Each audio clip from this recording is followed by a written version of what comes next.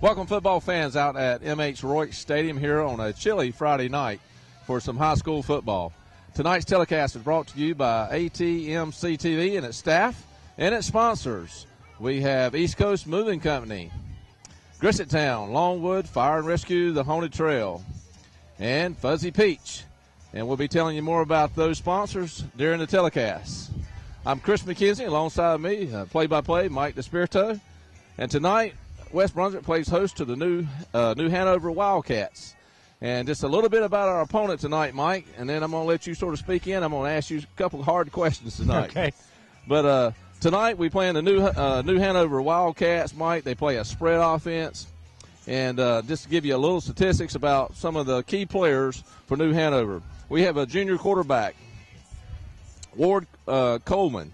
He passed for 280 yards, Mike. He was 19 for 36, so they throw the football a lot, 36 pass attempts. He had 2 TDs. He has 2 seniors in the wide receivers. They got a senior, Parise Williams. He was 6 for 127 yards in receiving. And they have a senior also in Ramon Simpson. He was 6 for 79. So they spread the football around. They got a big bruiser back and Javon Batts. And he was 15 for 73 yards rushing.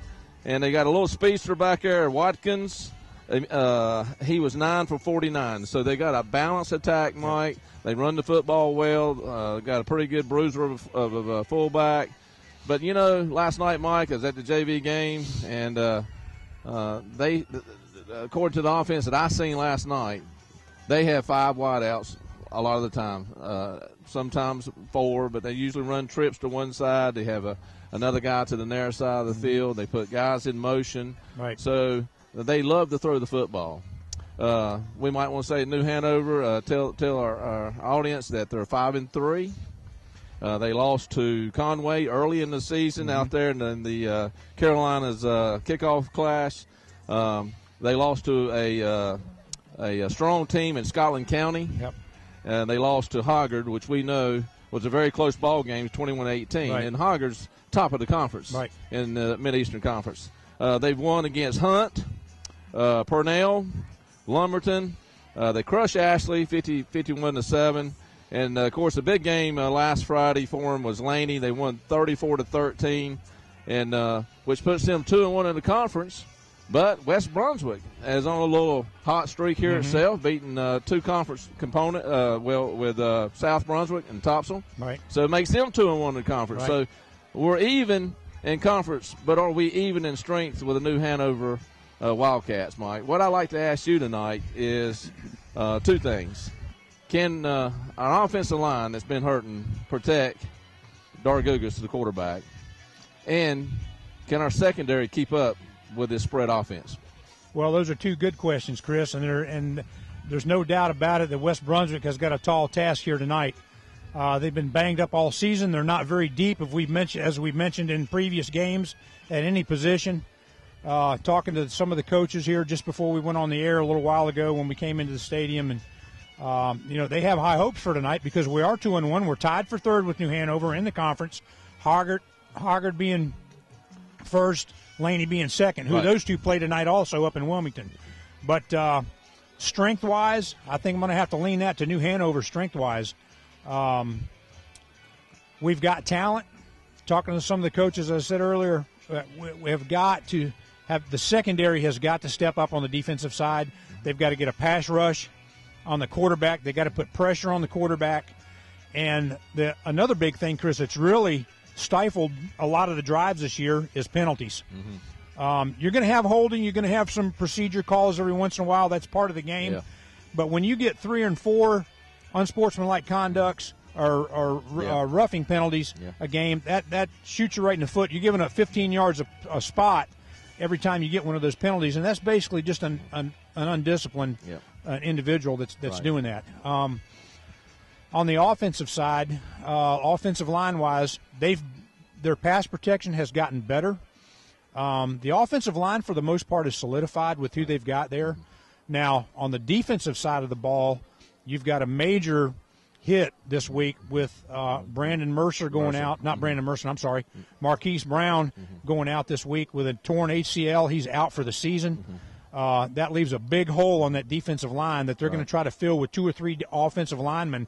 You're going to see a lot of offensive linemen playing both ways tonight, so it's going to be a task on them. Well, we might want to mention that who's on the hot streak for West Brunswick. And one guy that stands out to me is Tavon Stanley. Tavon Stanley has had 246 rushing yards in the last 3 games. Right. And let's keep in mind, one of those 3 games against South Brunswick, he didn't even play the first half. Right. He's got 7 touchdowns. He is probably going to be one of the guys that New Hanover keys on. Right. Because they're going to figure if they can stop our ground game, then they can stop us. Well, you're going to see some defensively. They're going to see some different looks, as you alluded to earlier in the conversation. New Hanover's going to throw different offensive formations at you. They're going to run. They're going to pass out of a lot of those. They're very well balanced, as you said earlier. That's something that West Brunswick has not been able to sustain thus far.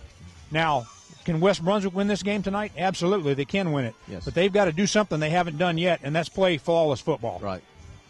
You heard it. I'm Chris McKenzie, Mike DeSpirito, play-by-play.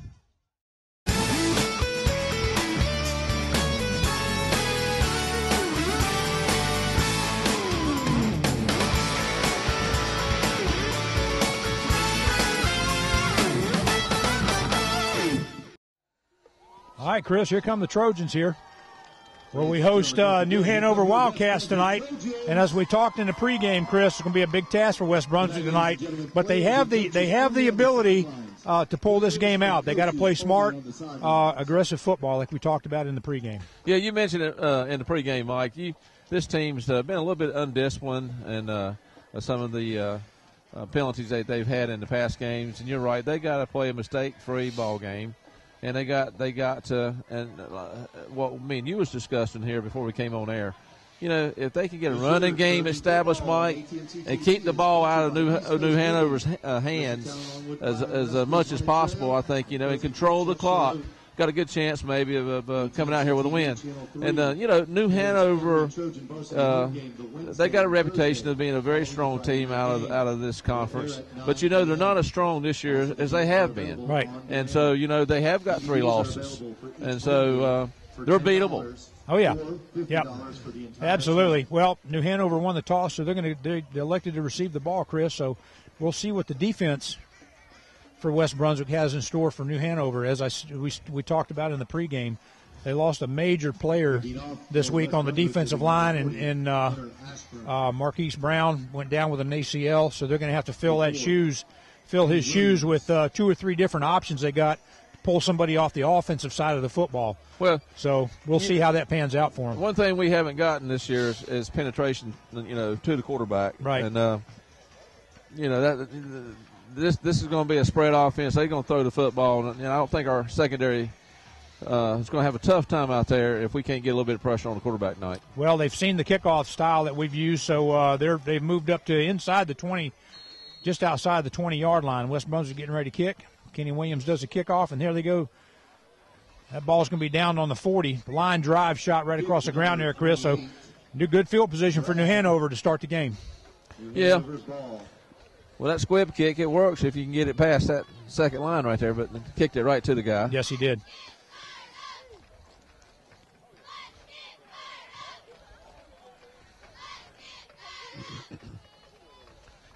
That gives New Hanover first and 10 from their 40. And, Chris, here's that trip set. A lot of times they'll run that back to the weak side a lot of times.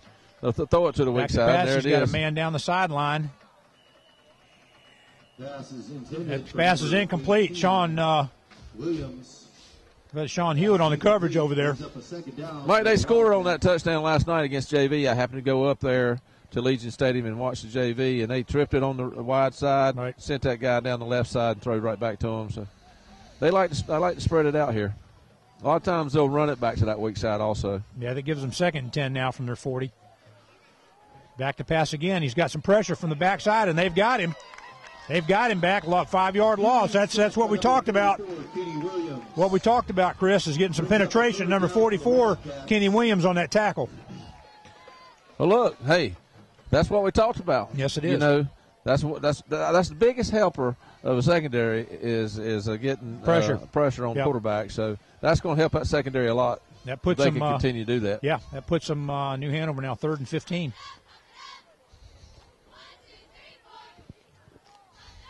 I think the quarterback got shaken up a little bit on that play, Chris. Looks like they're bringing the backup in here. Coleman looks like he's down on the sideline over there. They're going to take a timeout for New Hanover.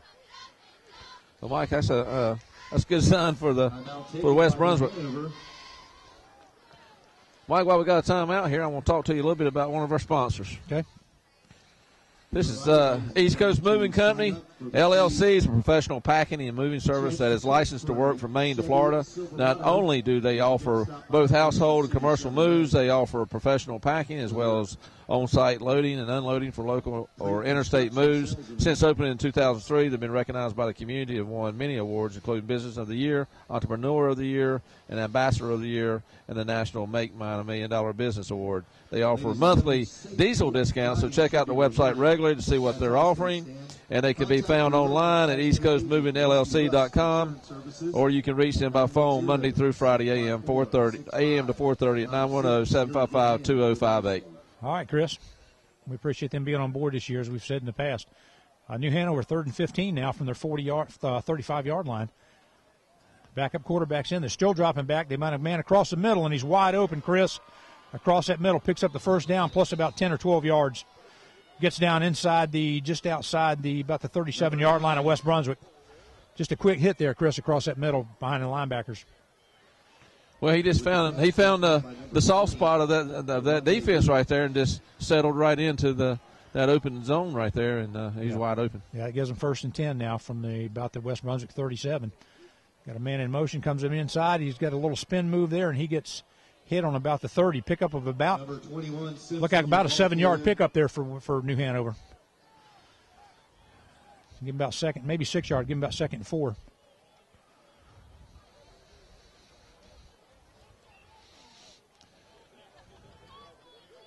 I tell you, they run that trips, Chris, but they got different sets that they run it out of. They got a slot guy that's in motion now. They handed that off to the dive guy off the tackle. Looks like he's right at the first down chain, maybe just a hair short of that. I'm give him about maybe 3rd and 1, 3rd and 2. Looks like. The ball carrier brought down by number 51. So they use that same formation, but they do a lot of things with it. Yeah, and same thing I seen last night at the JV game.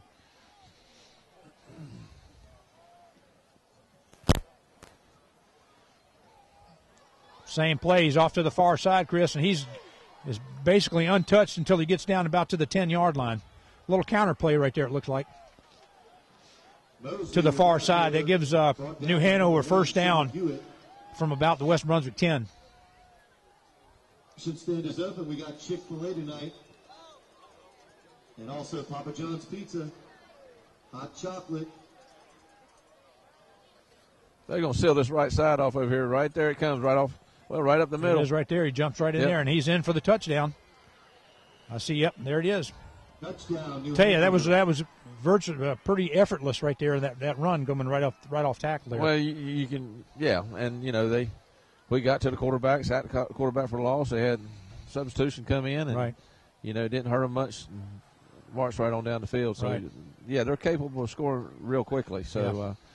We hopefully that we can on offense side of the ball, Mike. Like I said, establish a running game and maybe take some time off the clock and keep this game close.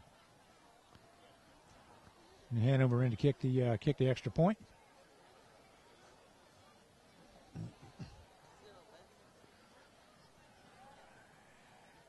And it's good. It's good. So with 9:34 left in the first quarter, it's New Hanover 7, West Brunswick 0. Chris, and as you alluded to in the pregame, they have a lot of weapons on that offensive side of the ball that they use. Yes, they do.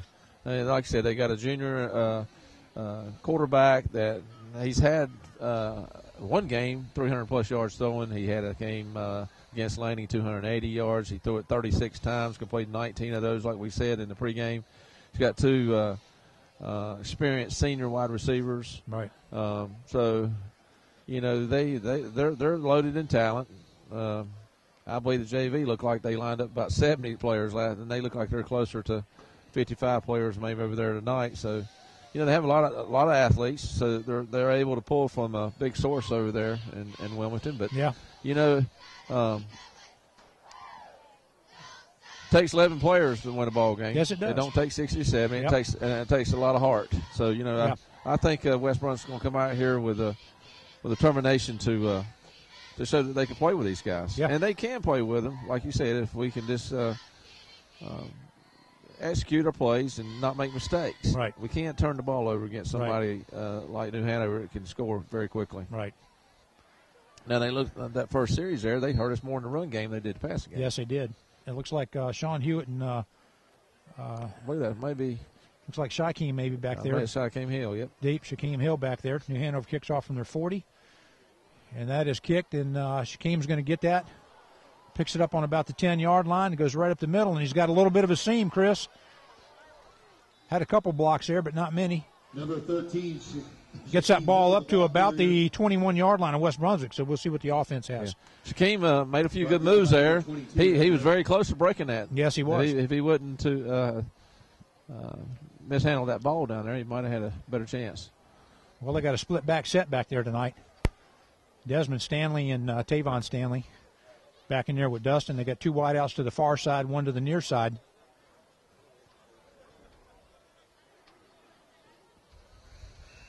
And as we talked about, see, they're a little unorthodox on the defensive side. It almost looks like they have 5 or 6 linebackers there. They have no down lineman on the offensive line. Kind of confusion on who to block. Number 7, Doug Gills is the ball carrier.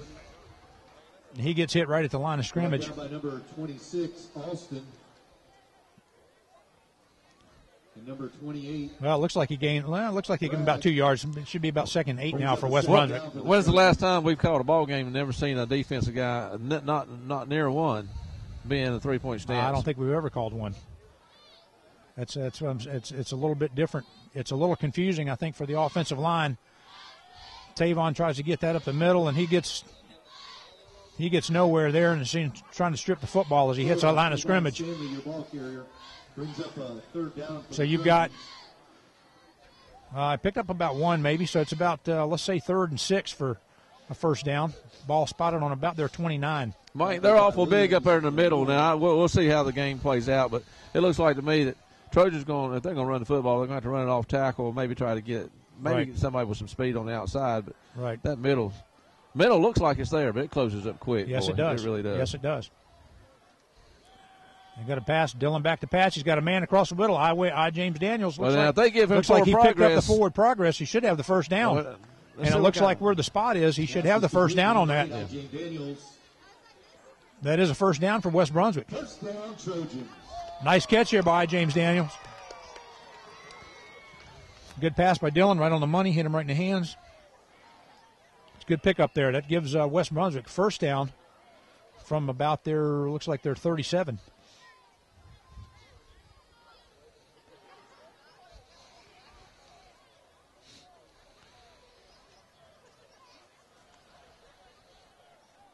And maybe that's something they need to do, Chris, is maybe run that ball a little bit and soften up that flat area. Tavon back up the middle again, maybe gets a couple yards out of that. Number 4, Tavon Stanley, your ball carrier. Well, he fell forward for 2 yards right there, and that's Tavon's a good downhill runner in my opinion. Right. And he'll fall forward for a yard or two. So yeah, that looks like they got a good 2.5, 3 yards. Pick up a 2 there. Yeah, it looks like maybe 2nd and 8, maybe 2nd and 7. You know, I'd be very happy in this ball game if you get 3 or 4 yards a carry and just play smash mouth. Yeah, methodically football. run it right down the field, keep their offensive off, like you said, keep the offense off the field. Man in motion. There's almost a pick right there. Looks like Daquan Burgess across that middle. That's who it was intended for Daquan, but that was almost picked right there. Yeah, number 1 for New Hanover was reading that. He just got there a little late. But if he'd have picked that'd have been a touchdown for sure. Yeah. That puts him now at 3rd. Let's say 3rd and 8 for West Brunswick. Ball under 37.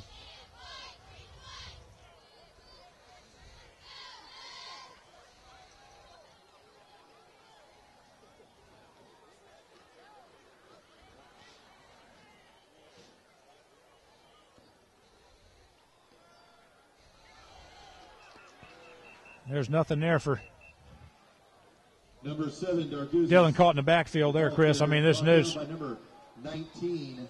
Looks like the blocking broke down on that play. That's going to give them a fourth and about 13, it looks like. There's going to be a punting situation for West Brunswick.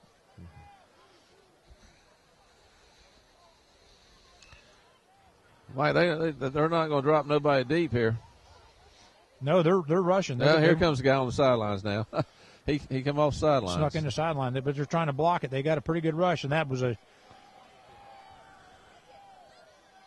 about a 14-yard punt there, Chris. That's going to give New Hanover. That's going to give New Hanover the ball 1st and 10 on about the 50-yard line. The first down for the Wildcats. Yeah, that might at best be 18 yards. They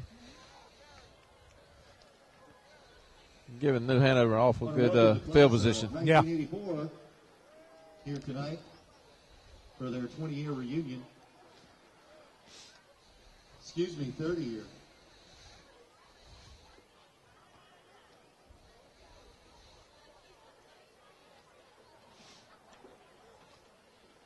Got something going on with the officials down there. It looks like they need to change the ball out.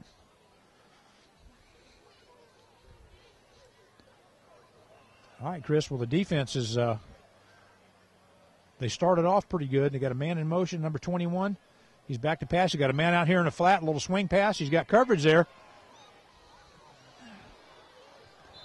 Now, Mike, he had three defenders right there, and he just juked one time to the outside, and they got some speed. Yeah, got speed. He turned that into nothing. Picked up 15. Turned it into 15 yards. Yeah.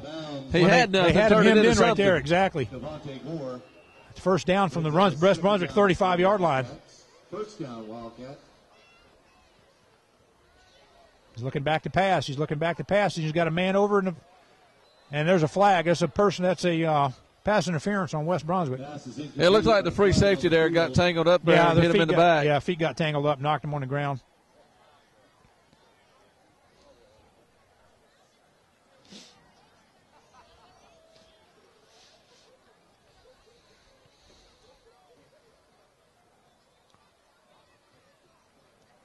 Pass interference against West Brunswick. We got a pass interference call on the Trojans. That should march it down 15 yards. Automatic first down. I'll tell you one thing, Chris, watching this New Hanover offense, it doesn't take them long to get to playoff. Well, no. They're playing it's a no-huddle offense, getting the plays called in from the sidelines, and, yeah, they're pretty efficient at it, yeah. Yes. Man in motion to the near side now. There's a man right over the middle, and he's got the catch. And he is in for the touchdown. Mike, that guy that big, you can't hit him, just shoulder pop him. You got to wrap him up. Yeah, you can't. You're not going to be able to pop him like that. No. I mean, he caught that right over the middle, and basically just the guys that did hit him just kind of helped him get in the end zone, popping him and bouncing him around a little bit. So 6:05 left in the first quarter right now. It's New Hanover 13, West Brunswick nothing. New Hanover trying the extra point.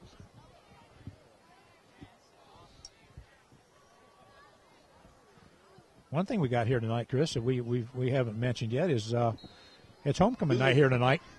Yes, and we have a full crowd here tonight too. Yes, we do. And it's such a chilly night. Yeah, we do. It's going to be about 37 degrees tonight when it's all said and done, and it is West Brunswick 0. It is definitely chilly out here. So that extra point was good. So that now gives New Hanover 14, West Brunswick nothing.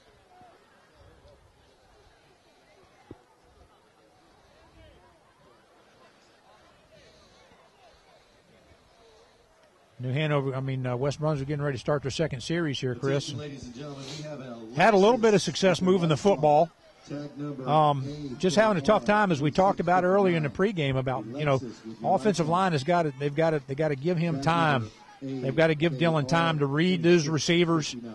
And find the open guy. Exactly, and I don't know if Dargugas is reading that. And to keep the ball or to hand it off, right on those plays that we've seen earlier. So they got to make some good reads. And like you said, we got they're going to eventually start coming. They get a big enough lead. Oh, yeah. And West Brunswick Trojans tonight. Yeah. We'd like to see you back next time, so make sure all your passes. Now, it looks like West Brunswick was trying to do a little bit more of a balanced attack there in that first series. They ran the ball, threw the ball a little bit. So. Yep. Sean Hewitt's going to receive this kickoff, Chris. He's got some speed. He's got a little bit of a seam there. Tries to get still on his feet to the outside edge there. Gets up to about the 30-yard line, looks like. That's where West Brunswick could take over 1st and 10.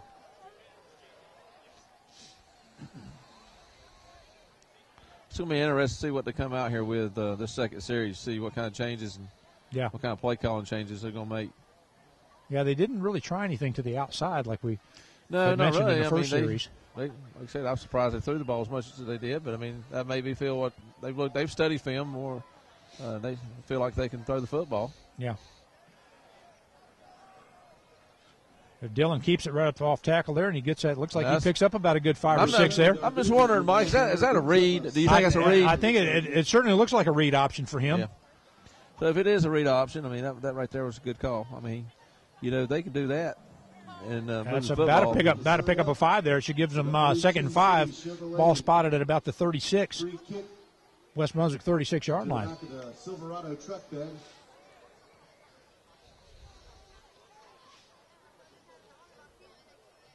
And an I formation now, Chris. Under center. Dylan under center. Hand off to Tavon. Looks like maybe he gets 2 out of that. Number 4, Tavon Stanley, your ball carrier. I'm not so sure who did. Third down for the Trojans. Well, 3rd and 3.5, 4 yards maybe. Yeah. Well, long 3 anyway. Yeah, that puts that up to about the 39-yard line for West Brunswick. Yeah, I'm a big fan of that. Say power 3rd eye. and 3. Yeah, power eye can be effective.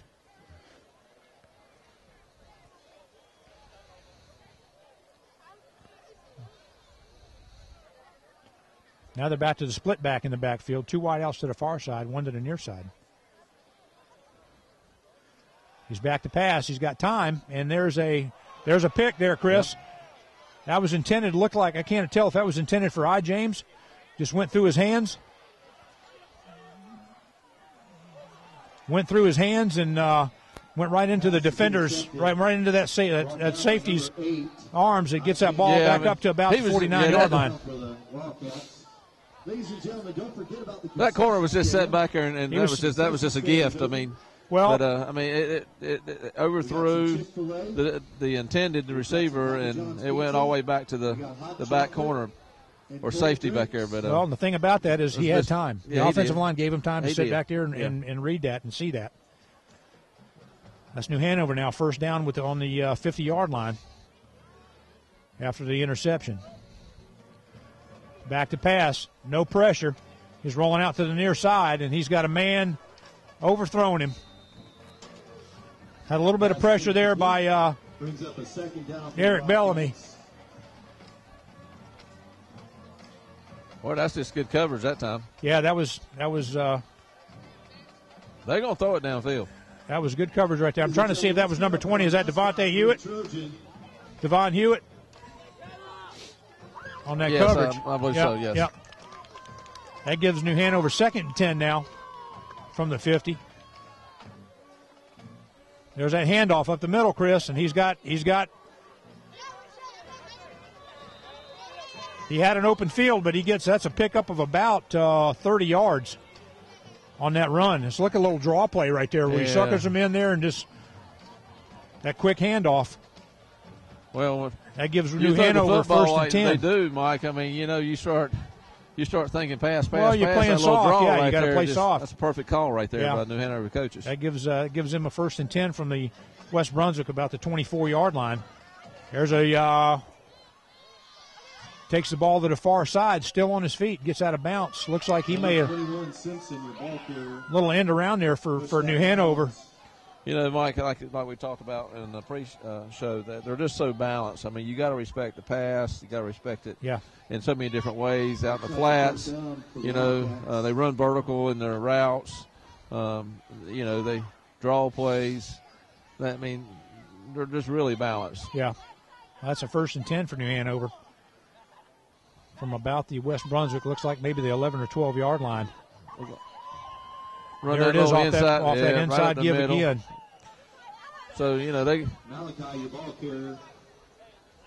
That's a pickup for New Hanover. About looks like about 4 yards. They give them about second and 6. We might want to mention, too, Mike, I mean, they had 3 losses, and we mentioned that in the pregame show. But you know what, Mike? They are playing a lot better ball, New Hanover is right now, they did at the beginning of the season. Yeah.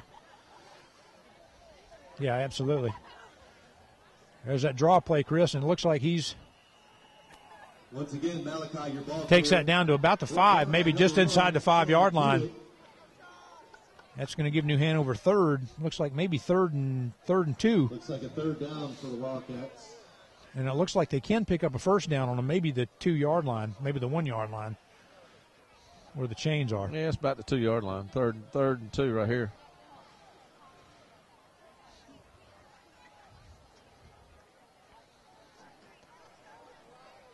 There's that same play, Chris, just right up the gut. Virtually untouched until he got in the end zone. That's another touchdown for New Hanover. 2 minutes and 47 seconds to go in the first quarter.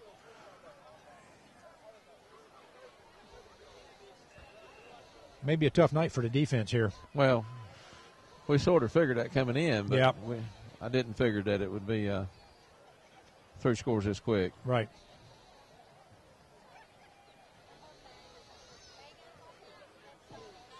And New Hanover tried the extra point, the point after.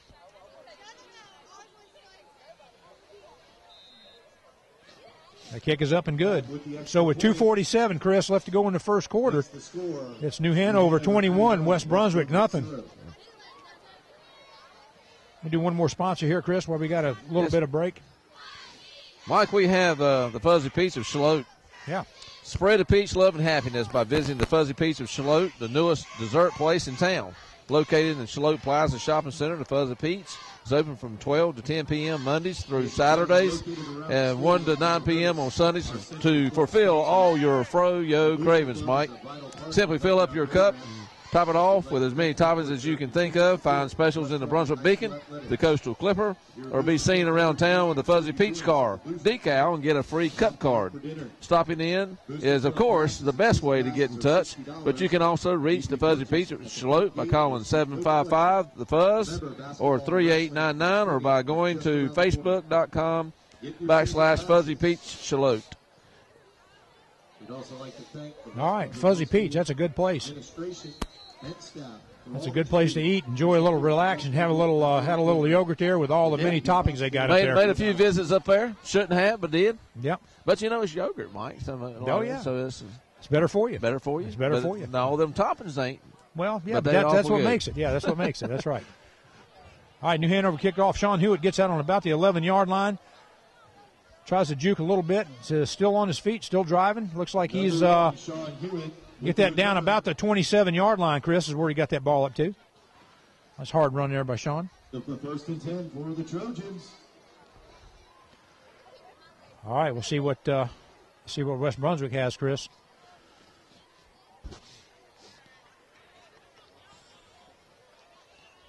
They're going to start first and 10 from about their 27-yard line. Well, one thing you can't do is try to get it all back at one time. You can't. You got to go back in there and try Right. to stick to a little bit of your game plan. Right. I still think you need to establish a run game. Yep. Tavon goes up the middle there and he gets met. He's running just a little bit high that time, Yeah. running through there.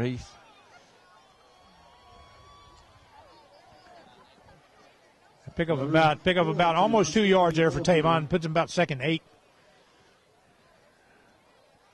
Ball on about the 30-yard line. And we talked about that offensive line, Mike. They've had so many different people get hurt and have to switch people around. Yep. But they're doing a fairly good job as much as they've been beaten up. It's a lot. You ask a lot when these guys go both ways. And I like that little move there. Once again, number 4, Tavon Stanley, your ball carrier. that was a nice little juke right there. Yeah. He's up a third down. Picked up about 3. It gives them about 3rd and 5.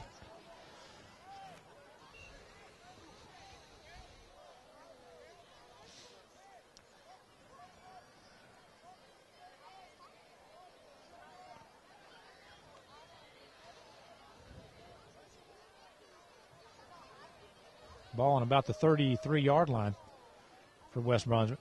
Split backfields. Desmond in motion. Timeout for West Brunswick. Chris, let's do a senior highlight while we got a few minutes here. We haven't done one of those yet.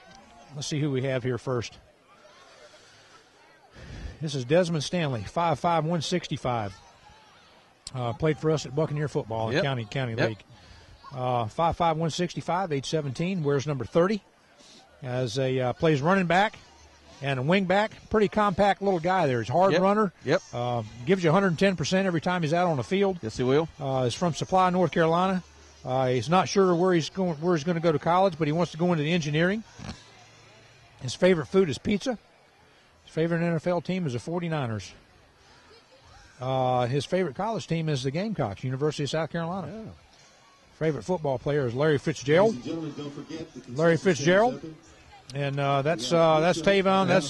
That's Desmond Stanley. Had the privilege of coaching him in recreational football. Yeah. Played for the Buccaneers.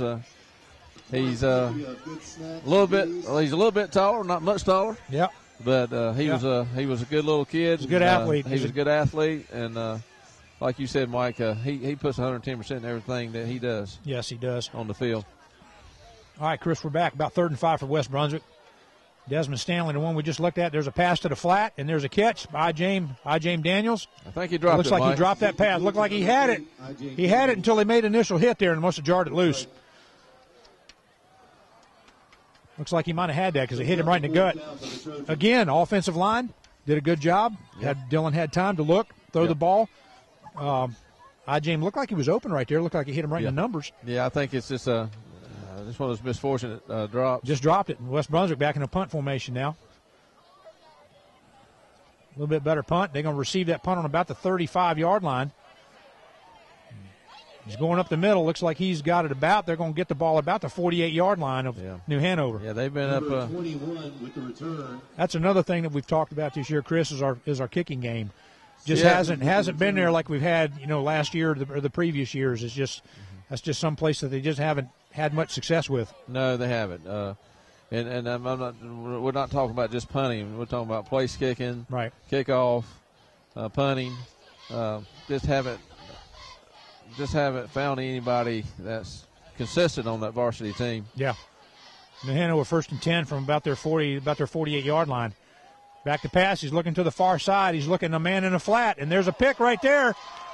It looks like James Daniels got that pick, and you get that ball back up to about the New Hanover 37, 38-yard line, Chris. Nice read there by James. I tell you what, I can't believe that quarterback New Hanover let that one go. He was just sitting back there reading them. Yeah. And that ball was floating a little bit too much, and easy pick for James, and did a good job of returning it back to, like you said, about the 38-yard line. So that sparks a little life back in the crowd here, Chris. 53, still got 53 seconds in the first quarter. Hey, we score here, and who knows? Might make a little bit of a ball game of it here. 1st and 10 from West Brunswick on the New Hanover 38. Tavon in stand. Dylan looks in, has got a little bit of motion there, and looks like he drives up there picks up about 5 yards. Well, that don't look like much, I guess, to maybe our viewers, but they can get 6 yards, 5-6 yards on first down. Well, then even if they get into a third down, 3rd and 3, 3rd and 2, those are manageable third downs. Right. What they cannot get into is 3rd and 10, 3rd and 12. Right. And those are hard to pick up. But that first down looks like a pickup of about 4. It looks like really about maybe 2nd and 6. Yeah, 4 or 5 yards there. About the looks like about the 34-yard line of New Hanover is where the ball's at. IJM in motion. Looks like Dylan keeps that ball, and it looks like what they're doing, Chris, is they're bringing we're setting up 2 men to the near side or the far side. The inside man looks like he's driving down and he's blocking. He's crackback blocking on that outside linebacker or that defensive end. Like so hopefully they can get that outside edge. I don't know if that was a read, but that ball should have went to Tavon that time. Yeah, I think he could have rounded that corner. Yeah. That puts him now about a couple yards there, about 3rd and 4 there for West Brunswick.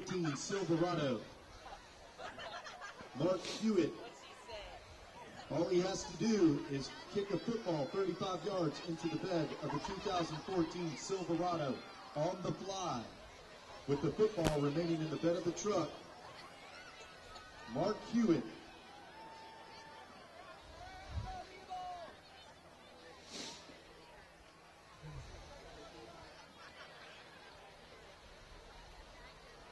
Chris, that was the end of the first quarter. New Hanover 21, West Brunswick nothing. We'll change ends of the fields here.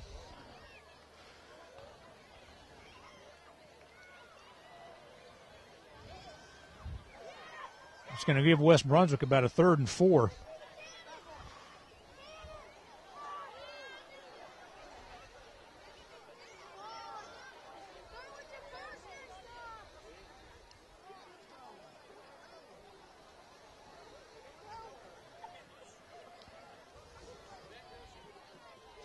Well, we talked about manageable third downs, Mike. And here's 3rd and 4. Yeah. And we'll see if we can convert this into a first down. Yeah, they got 2 wideouts to the far side. Split backfield for Dillon, for West Brunswick. Tavon gets that ball, and he's actually has a good fake. Yep. I thought for sure Tavon had that. Number 7, Dillon keeps that on that option read again.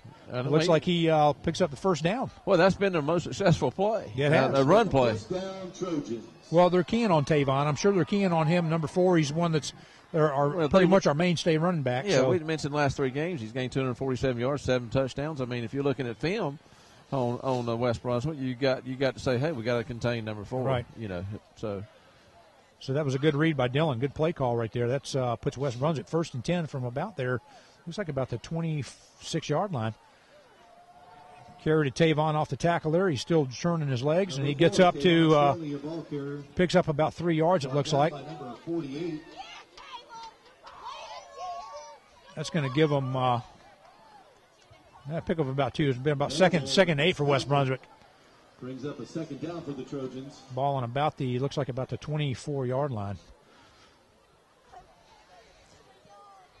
And it's getting nothing but colder out here, Mike. It is definitely getting colder. I'm telling you, you talk about football weather, you like to play it when it's cold. This is a good night to be here. Tavon up the middle there, Chris. I tell you, the offensive line. Number 4, Tavon Stanley, your ball carrier. The offensive line is getting some blocks. Well, look, they're making some holes there for him. It's not huge holes, but he's getting 3 or 4 yards a pop. Well, there you go. Here we talked about it. There's 3rd and 3. Very manageable 3rd down. I stick to this game plan. Yeah. I talked about it at the beginning of this game. You know, if they can control the ball on the ground, keep it out of New Hanover's hands. Yeah. You know, we can stay. Yeah, you got third and 3 now for West Brunswick inside. That looks like about the 19-yard line. Man in motion.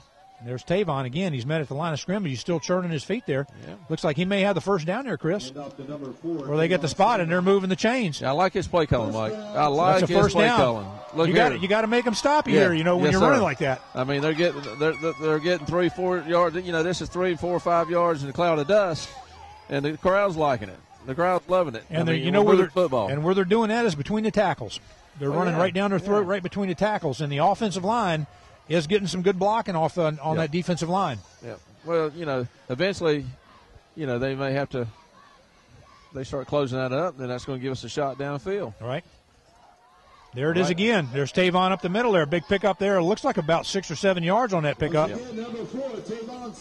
That's just right up the middle, Chris. You don't get any better than that. I've always pictured in my mind Tavon running the football downhill, you know, into A, B, and C gaps, and just playing power smash football. That pickup of about 8 yards there gives West Brunswick second and 2. He's pretty big fella. Yes, he is. And, you know, he's wide open in that gaps. He's, like I said, you hit him at the line of scrimmage, he's going to get 3 yards still. Yeah, that ball spotted just inside the 5, and it looks like New Hanover calls a timeout. Well, Mike, we got another sponsor here. Let's talk about Grisset Town Longwood Fire and Rescue, the Haunted Trail. Yeah. And the question is, Mike, can you survive the Grisset Town Longwood Fire and Rescue Haunted Trail? You will go in, but will you come out? The admissions, Mike, is $10. Is $10 for all persons for all ages. Hours of operation for the Haunted Trail runs from 7 p.m. to midnight on October 4th, 5th, 11th, 12th, 18th, 19th, 25th, and of course we got the 26th left and the 31st, which is Halloween night. Location 758 Longwood Road in Ocean Isle Beach. For more information, you can contact them 910-287-3030. Email station31@atmc.net or visit them at www.grissetownfire.com. Viewers can also find them on Facebook or Twitter. You can just search Grissetown Longwood. You don't have to stand in line, Mike. You get a Fast Pass ticket available for $20. And it's the 5th year, Mike, of this Haunted Trail. It's an annual fundraiser. We're going to mention this. Very important for the fire department. That started in 2009.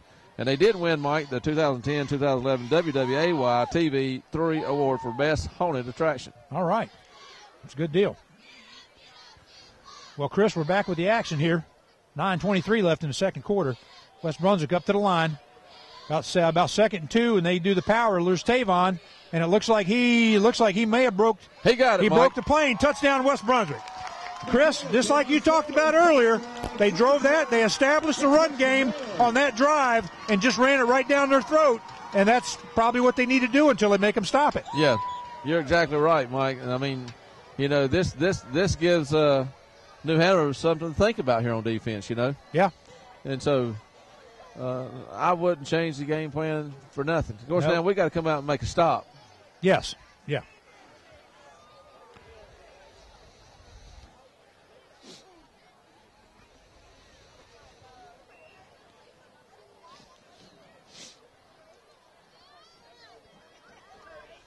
West Brunswick up to kick the extra point.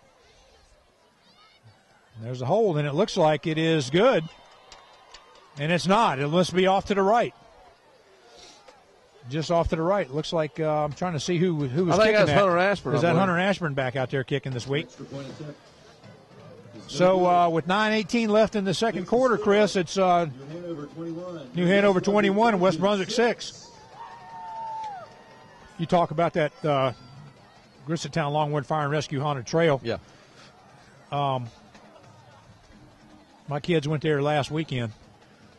And they came home and they almost felt like they had to have an ear transplant because the girls that they went with screamed so much through that thing and almost made them and almost deafened them. But they had a great time. Yeah. Well, hey, it's like I said, it's a good fundraiser for a very important cause. Good cause, for the absolutely. fire department. And so, but yeah, you're right, Mike. It's you get your money's worth out there for $10. Yeah.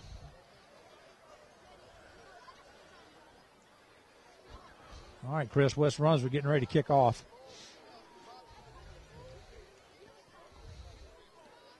Kenny Williams putting that ball flat back on the tee.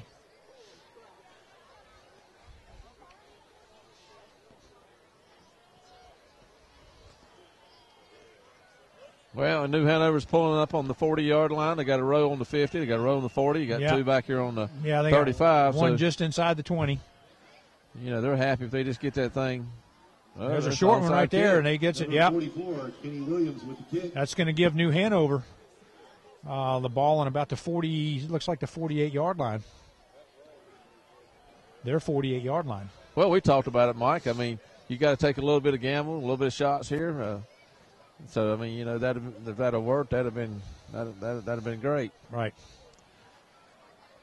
But, hey, I look at it this way. That's no worse field position we gave them all night long. Right.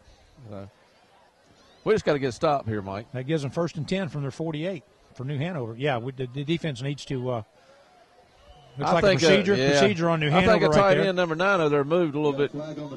I think that's going to be against New Hanover. Back them up. Yep.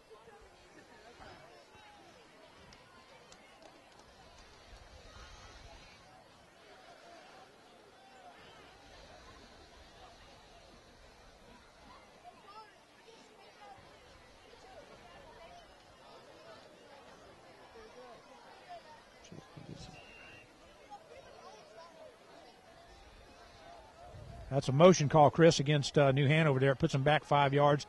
Gives them a 1st and 15 now.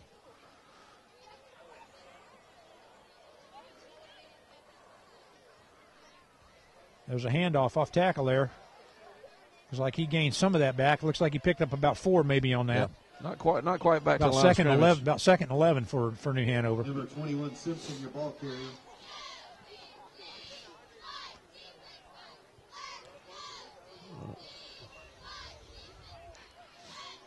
Brought down by number 55, Timmy McCall. Brings up a second down for the Wildcats.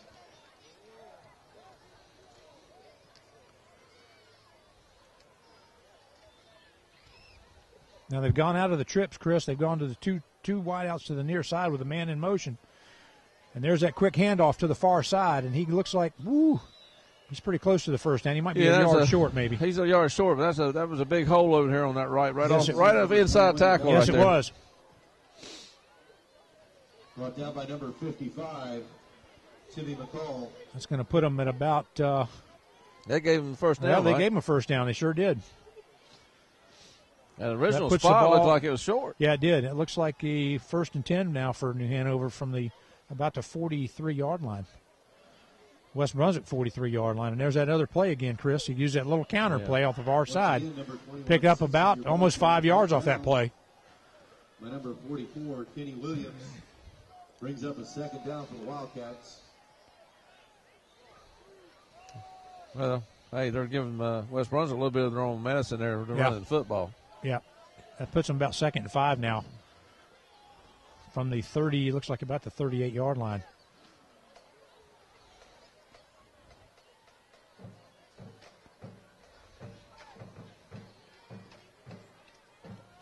Back to pass. He's looking to the near side, Chris. He's got a man in the flat, and it's caught. First down right there on about the 30-yard line of West Brunswick. Brought down by number 5, Zaire Hankins.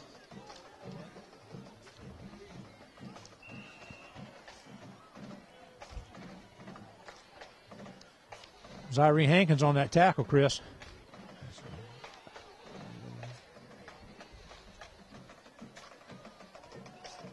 It gives New Hanover first down now from the West Brunswick 30-yard line.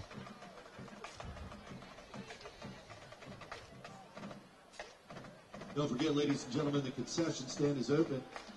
We have pizza. Back to pass. He's got a man in the flat to the far side, and it is covered well. Covered well by Cavante Gore over there. Covered well over there by Cavante Gore. That's a loss of about 5 yards. Let's go give him 2nd and 15 now.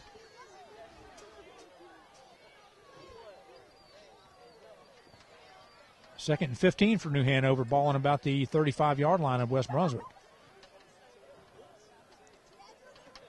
Back to pass. He's quick pass to the flat right there, Chris, and he had two guys on him. Oh, gracious. And he's still on his feet, and looks like he might have got the first down. He was dead stop back there. He was dead stop. Yeah, they had 2 guys right in his face, and that didn't.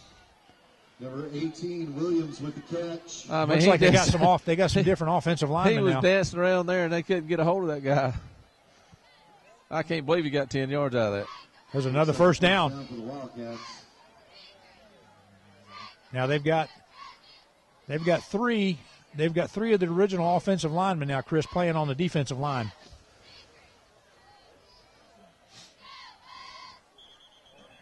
Somebody was moving, I believe. Yeah, back to pass. It was. I think they were getting ready to throw that again. Ball start on the Wildcats. Got to move them back 5. Give them 1st and 15 now from the 25-yard line of West Brunswick. Once again, ladies and gentlemen, 6 minutes left to go in the first half. We're putting together a great pep rally today. Mike, I seemed like I was in my reading a little bit about New Hanover. It seemed like I seen one game where they had 2 field goals, so they must have a pretty good little kicker, which may come into play here if they don't make the first. We can pin them down here a little bit. May very well. Back to pass, Chris. He's looking. He's got some pressure up the middle. He's got a guy in the flat right there. Well, Mike, that was just he's just a quick hit right there. It looks like that was just a little bit of a screen set up there, right in the middle of the field there. When the linemen come free, you got to recognize that almost. You know that if you're coming free to get the quarterback, then somebody's those offensive linemen are staying there to block. I can say that's a perfect call on it was on the defense. Because they was coming after that quarterback. Yeah, they were. That was 1st and 10 now for New Hanover. Ball on about looks like it's spotted on about the 7-yard line. West Brunswick. There they're coming. Now they got some pressure on him back there. It looked like they shot the gaps there a little bit. Yeah. Shout out to the class of 1993. Yeah, 20 years. You wear it well. You wear it well.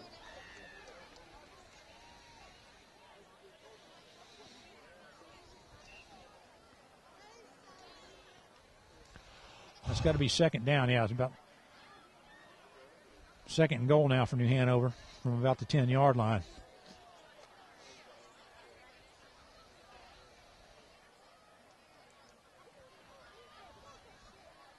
Back to pass, Chris. He's got some pressure. He's got a man across the middle. That thing's batted up in the air, and almost Sherm Fullwood could have been a little bit. Had he been a little bit faster on his feet, he would have had that pick. Yeah, he would have. Taken up by number 12. He gives them third and goal now for New Hanover. Well, they're going to trip it over here on the left side. Yeah, they got trips to the Single near wide out side, on the single right on the side. wide. That's right. Single back in the backfield. Wouldn't surprise me if they did the draw play right here. No, he's back to pass. He's got a man across the middle, and he's in for the touchdown. That quick slant. That's a tall receiver they got there, Chris. Does that quick slant right across the right into the end zone, and that's hard to defend. And a very well thrown football. Yeah, it was. That's 4:24 left in the second quarter. It's New Hanover now 27, West Brunswick 6. New Hanover to attempt the extra point. Boy, they got the kicking. They got the kicking. They went up under center like he was going to go up under center. Now he's back.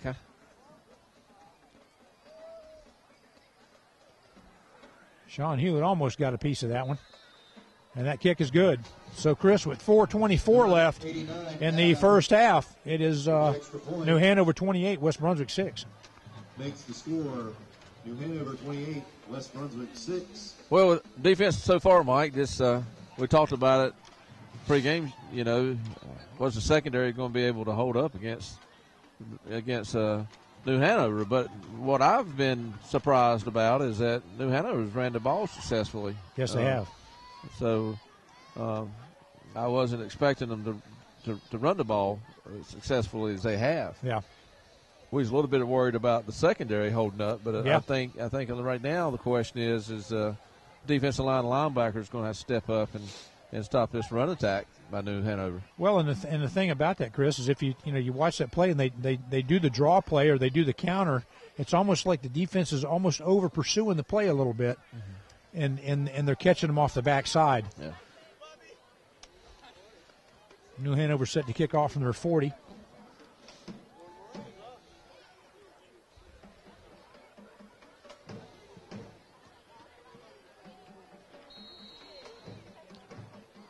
Got a big halftime show coming up here, Chris. They got to crown the homecoming king and queen. Sean Hewitt takes out on about the 12-yard line. He's got a seam to the outside edge. He needs a little bit of help there, Chris. Not anybody there, but he gets that ball up to about the 43-yard line of West Brunswick. Nice run by Sean. Nice return and very good field position here. And with 4:17 left, if we can put a score on the board here, Mike, and go into the field house there with two scores, give us a little bit of hope for the second half. Yeah. Ladies and gentlemen, concession stand is open. Got hot chocolate, pizza, yummy. First and 10 now for West Brunswick. Desmond Stanley in motion. There's a handoff to Tavon. He's got a little bit of a seam. He gets met on about a yard pickup right there for Tavon. Mike, he gets that ball in the pistol offense like that. He gets that ball about 4 yards deep behind the line of scrimmage. So it looks like he's getting a little bit of yardage, and then he gets up to the line of scrimmage. He's getting hit at, about a yard past the line of scrimmage. Yeah. You ran 5 yards, you gained 1. Right. But, I mean, that's just second 9 now for West Brunswick. Ball just inside the 45-yard line. Tavon single setback. and I'm not saying it's that much difference, but, I mean, There's right Tavon. there's a good run. get a little tough run. Yeah, pick up a tough run there but off he does, the but it middle. does give him time to get his engine going. Yeah. Because he's wide open. Yeah, that's a good pickup right there. About that's going to put him about, maybe I'll say third and 6 roughly. Third and a long 5 for West Brunswick. The point I was trying to get at is that I'm not so sure that, if you went into an I formation, a little quick hit with the fullback up between the gap. Dillon back to pass, and he's got a little bit of pressure, and there's a catch by James Daniels. And he's still on his feet, Chris, and he is that's a first down for West Brunswick inside New Hanover territory, down to about the 44-yard line. First down, Trojans. Nice catch here by James. It was, and it's a good throw by Dargugas. He fired the ball right in there. West Brunswick's got the capability of throwing the football. They've thrown it more this year than I've seen in years past. Yes, they have. So they've had some success. And that was the intent with Coach Frazier coming in. That was the intent, to open the offense up a little bit. It gives them first down now. Quick pitch out here to the near side, and he is met right there. You got no blocking off the edge at all. There's a loss of about 5 right there for West Brunswick. Well, I know a lot of coaches like to call plays like that to their sideline, but that's the narrow side of the field. He didn't have much room to make a turn, and right. I don't know. That's probably I didn't see where that guy came from. Obviously, he was a corner over here, but somebody might have missed the block. Yeah. Maybe try something different, but I don't know why you go away from what's working. I like that downhill offense they had going earlier. Yeah. Desmond in motion. Dillon back to pass. He's come to the near side. He gets popped. Big hit right there. I tell you what, that could have been helmet to helmet. That was a big hit right there. It was close. Pass is incomplete. Brings up a third down for the Trojans. An incomplete pass there for West Brunswick. The pass was just a little bit high there, Chris. Hit him in the hands there, just a little bit high. I think he's seen somebody come in the corner of his eye there. Yeah, he took a pretty good shot there at the end of that throw. That's going to put him down about 3rd and 14. Chevy Silverado, brought to you by Ocean City Chevrolet. 2 wideouts to the near, 2 to the far side. Dillon drops the ball, and he's throwing the pass, and it's caught. Well, that was a good job coming back to the ball. It's caught by Quinlan Hankins. Yeah, he did an excellent job coming back to the ball. That's going to be a little bit short. Yeah, Dargugas, he threw that off his back foot. Yes, he did. And it was short, and that was a good job recognizing that and coming back to the ball. Yeah, Quinlan Moore coming back to that football. That you're exactly right. That puts West Brunswick now to 4th and 6.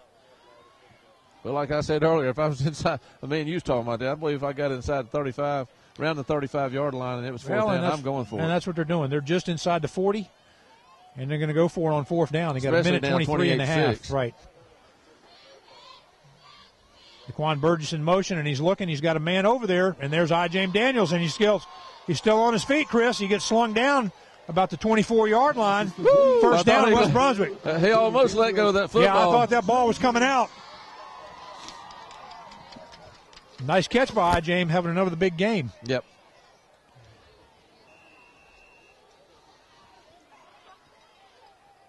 As far as a true receiver, size, height, hands, he looks like the total package as far as a receiver is concerned. Tavon takes that ball off the far side there, off the left side tackle there. It doesn't get much out of that. Might have got back to the line of scrimmage. We'll call it 2nd and 10. Timeout by West Brunswick. Chris, let's do another senior highlight here, Chris. Okay. I'd like to thank them for their continued support of West Brunswick High School athletics. We're going to do Zyree Hankins, 5'11", 185, 18 years old, wears number 5. Plays inside linebacker. He's from Supply, North Carolina. He plans to go to BCC. He's yet to decide exactly a career path, which is okay. His favorite food is pizza. A lot of these guys like pizza, man. Every time we see these things, they like pizza. One of my favorites. Pizza, lasagna. His favorite NFL team is the Bengals. FSU, Florida State University, his favorite college team. He's got a lot to be proud of there this year so far. Favorite player is Cam Newton, and his favorite sport is basketball. and he plays basketball. He wears number 5 in basketball, wears number 5 here, football, and is a good athlete there. Plays a good middle linebacker spot out there for West Brunswick. Yeah, sounds like he's a very rounded athlete. Yep. Basketball, football.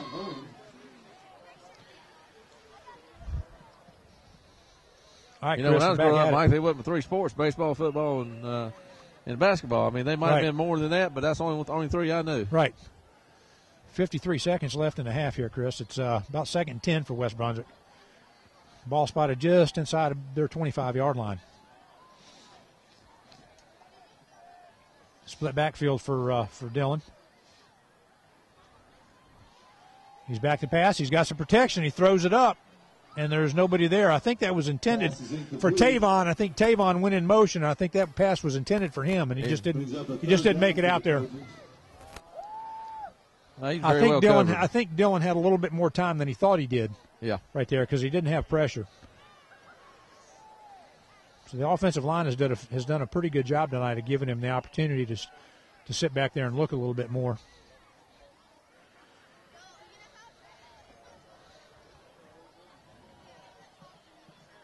So that's going to give him 3rd and 10 now for West Brunswick. 2 wideouts to the far side. Blitz coming up the middle. They got a man, and it's a little bit high.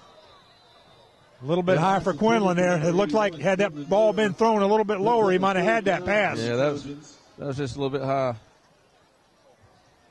We want to welcome you to tonight's homecoming game.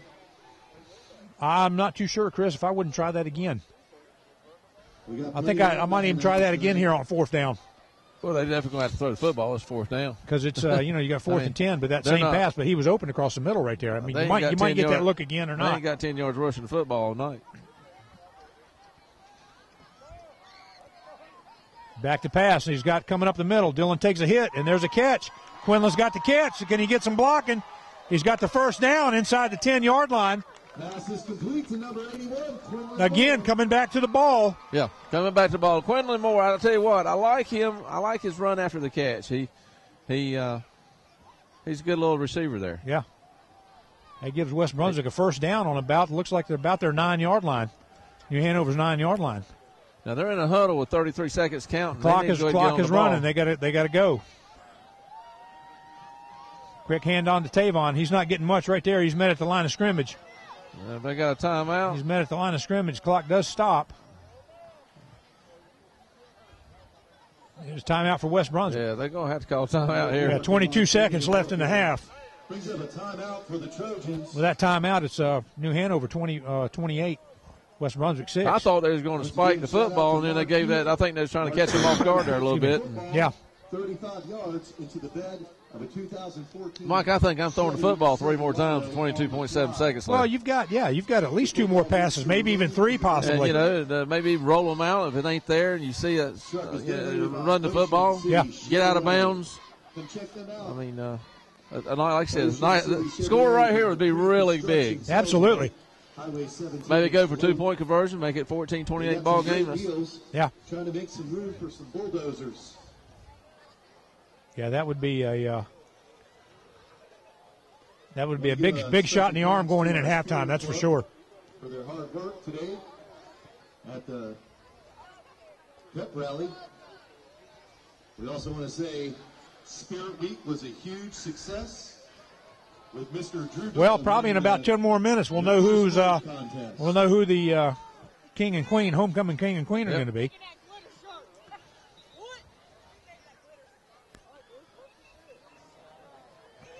Did y'all have floats when you were in high school? Did y'all do floats and stuff at your homecoming? Yes, we did. We did too. I don't understand why they don't do that anymore. Might be telling our age. Floats and a homecoming dance, and all that kind of good stuff. We might look young on TV. We might need to stop telling our age. Yeah, we might look like we're in our 30s. That's true. That's true. TV does that. Well, yeah. Yeah, it can. Now New Hanover takes a timeout. Timeout taken by New Hanover. They wanted to see what kind of set we came out in. So they're going to make an adjustment. Now we're making another adjustment. That may be the longest 22.4 seconds you ever seen. It is. In the trash receptacles located around the stadium. We do have the concession stand open. I'll tell you what. Please stay tuned for our Coach Caraway keeps talking on the PA system about the hot chocolate and stuff they got down there, and it's sounding better every time he says it. Yeah, my feet's getting a little cold. Yeah, because I wore thick socks, and I'm like, I said, I might should have worn my long johns. Yeah, Jennifer and Kat over here working the camera. They're bundled up.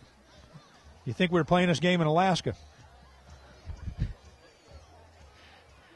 Shaking their heads. I think they're a little chilly themselves. Yeah. Got a little straw hut down there selling some stuff for the football team, I believe. Yeah, that's the Spirit Club is selling some stuff. Yeah, right. Yeah. Yep. Had a big old pound cake down there that was for sale. I'll tell you what, that thing looked awful good. Bring that up here. All right, Chris, we got second down from about the 8-yard line. Dillon back to pass. He's looking. He's thrown into the corner of the end zone. And it was caught, but it was out. It looked like a little pushing and shoving right there in that corner right there. Guy was yeah. He didn't have his head turned to the ball. I thought I was going to looked like they could have had a flag right there on pass interference on that. Maybe should have. Two more shots at this thing, Mike. I'm not sure we didn't get that break. 18 seconds left. I don't know if I would to go back to that. I mean, there was one-on-one coverage on him. I mean, he's got the height. Yep. You might even send him across the middle. I don't know. I believe I'd go right to that corner again. You got trips to the far side now. Blitz is coming, and there it is. And he's got it. That's a touchdown, West Brunswick. Nice catch there by James. Jumped just a little bit too late on that catch, but was able to bring it down, get over that, broke the plane in the end zone. Touchdown, West Brunswick. Yeah. Go right back at him. I mean, he's got the height. That's a little. Well, I don't know. He looked like number 2. I think so. Number 1 trying to cover him. He don't look like he's 5, maybe 9. Right. And you're looking at James about what? James about 6'3". Yeah, so he's about 6'3", 6'4". That's a mismatch in corner of end zone. It is a mismatch. You might want to pick on that. We're going for 2 now, Chris. Try to get back in this thing. He's going back again. He's got a slant pass, and that is that looks like good catch. Quinlan Moore on that slant pass to the inside on that 2-point conversion. Nice drive there by West Brunswick. Yeah. 13.9 seconds and a half, I'm telling you. That puts a little bit of life in this crowd, life a little bit of life on that life in the team, yes, absolutely. Sir. Now what you got to do with these 13.9 seconds, Mike, is watch out for the long pass. You're going to get the long. Hanover's coming with it. Well, the first thing you got to do is cover this kickoff. You got to cover this kickoff properly so they don't get a run back. Most definitely. And then the deep pass is coming. I kick it definitely to the sidelines. Squib kick it. And but I mean, if we give up the field position that we've been giving up, you're going to be giving up around 45, 50-yard line, and then that's very easily can be slung into the end zone from there. So we've proved it's not over yet. Let's try to get out of this first half without another score here. We've proved, Chris, that we can run the football and we can be effective at it, and we can pass the football, and we can score and we can put points on the board. Yeah. But on the defensive side, like you said earlier, we've got to make a stop. We've got to make 1 or 2 stops, and we'll be right back in this ballgame. We haven't made one. Well, no, we haven't made one. Right. We got an interception. That did stop it. So that was a stop. That helped us get the first touchdown. But New Hanover's punter has not come on the field. No, he has not.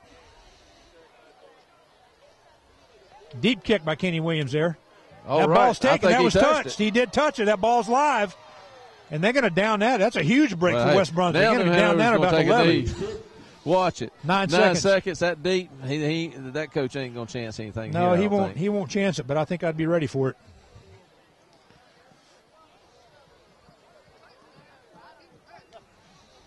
I'd put my cover guys back there. I'd put my tall cover guys back there, just in case.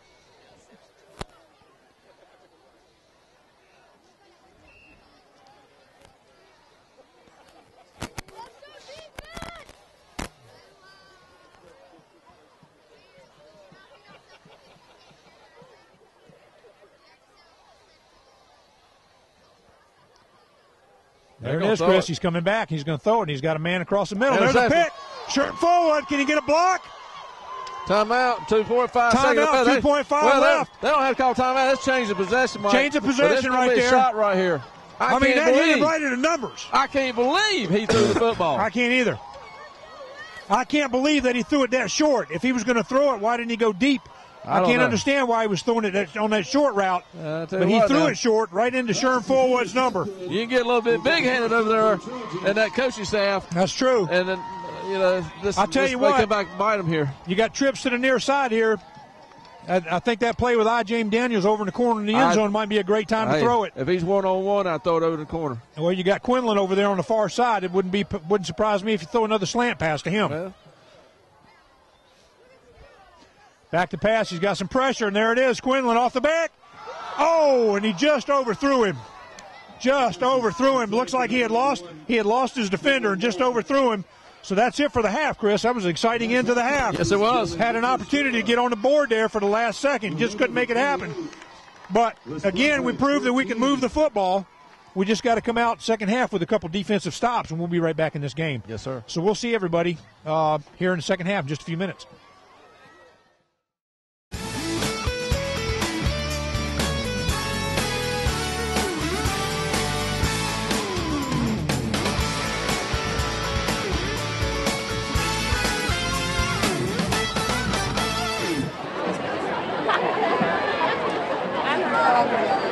Welcome to the homecoming presentation for West Brunswick High School. These young men and women before you tonight are outstanding members of our student body. They are representatives of the 11th and 12th grade classes. First, we have our 4 junior class representatives vying for the title of Prince and Princess. These representatives are Gracie Baxley. Gracie is the daughter of Mr. Billy Baxley and Miss Crystal Baxley of Ocean Isle Beach. She's an active member of the National Honor Society, varsity cheerleading, ladies varsity soccer, and First Baptist Church of Shalot Youth Group. Her hobbies and interests include CrossFit, running, and soccer. After graduation, she plans to attend a 2-year college and then transfer over to a university. She's escorted by Mr. Sherm Fullwood. Sherm Fullwood is the son of Miss Ronnie Fullwood of Shalot.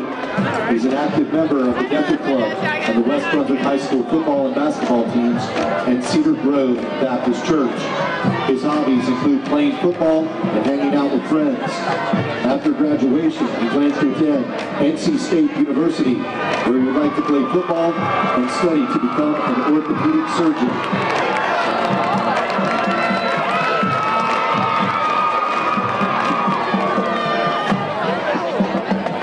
Next, we have Chelsea Clemens.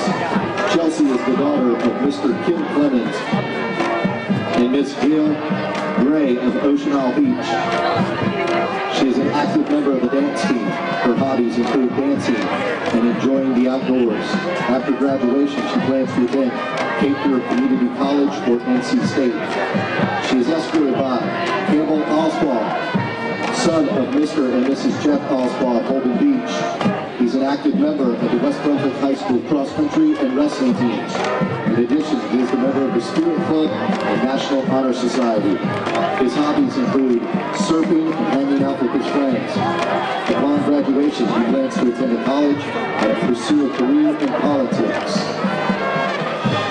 Next, we have Brianna Nicole Mintz. She is the daughter of Mr. and Mrs. Jeffrey Mintz of Shalot. She's an active member of the dance team and National Honor Society. Her hobbies and interests include dancing and attending church. After graduation, she plans to attend the University of North Carolina at Chapel Hill to pursue a career in nursing. She is escorted by Zach Taylor. Zach is the son of Mr. and Mrs. Wayne Taylor of Ocean Isle Beach. He is an active member of the West Brunswick High School varsity football team and National Honor Society. His hobbies include fishing and sailing. Upon graduation, he plans to attend NC State University, where he would like to play football and major in engineering. Next, Shanna Riley Wayne. She's the daughter of Mr. and Mrs. Bob Wayne of Ocean Isle Beach. She is an active member of the dance team and National Honor Society. Her hobbies and interests all revolve around dancing. After graduation, she plans to attend college and major in 3 men. She is escorted by Brian Willis, son of Terry Ellen and Al Willis of Shallotte. He is an active member of the National Honor Society and Interact Club. His hobbies include racing, automotive photography, and anything pertaining to exotic sports cars. After graduation, he plans to pursue a degree in automotive engineering, automotive journalism, or industrial design. And those are your junior class representatives for the Prince and Princess Homecoming Tour. At this time, we would like to announce the winners. The junior class voting, and the 2013 Homecoming Prince is Campbell Allspaw. And this year, the junior class Homecoming Princess is Gracie Baxley.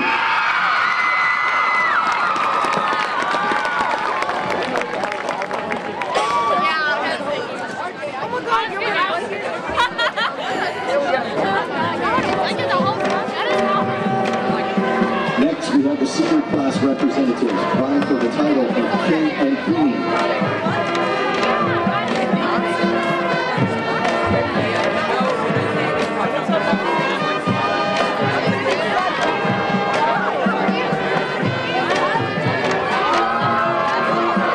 Senior class representatives vying for the title of King and Queen are Charlie Baxley,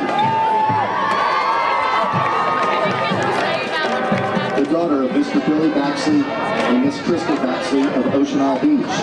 She's an active member of the National Honor Society, dance team, Lady Varsity Soccer, and the First Baptist Church Youth Group. Her hobbies include dancing and being with her friends.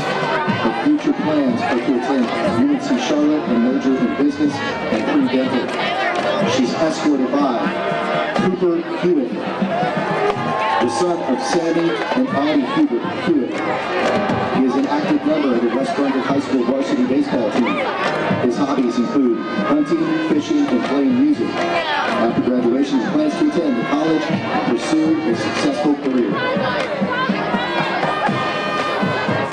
Next, we have Rebecca Jordan Kennedy, the daughter of Mr. Kendall Kennedy of Shallotte and the late Audrey Ludlam. She's a member of the softball team, West Brunswick's Relay for Life team, and volunteer for Waves for Kids. Her hobbies include dancing, sports, and spending time with friends. Our future plans are to attend UNC Kimball and major in criminal justice. She is escorted by Eric Hill. Eric is the son of Miss Jamie Foss of Shallotte and Mr. Corey Hill of Supply. He is an active member of the West Brunswick High School varsity baseball team.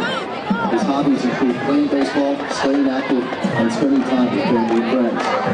Upon graduation, he plans to attend college, where he would like to play baseball and pursue a physical therapy degree. Next, we have Brianna Nicole Machma, the daughter of Tim and Tammy Machma of Holden Beach. She's an active member of DECA, Honor Society, SGA Secretary, Track and Field, and Ladies Varsity Soccer. Her hobbies and interests include participating in the church youth group, traveling, and playing soccer. Her future plans are to major in communications with a minor in marketing at Lenore Ryan University. She is escorted by Luke Bollinger, son of Mr. and Mrs. Lee Bollinger of Shallotte.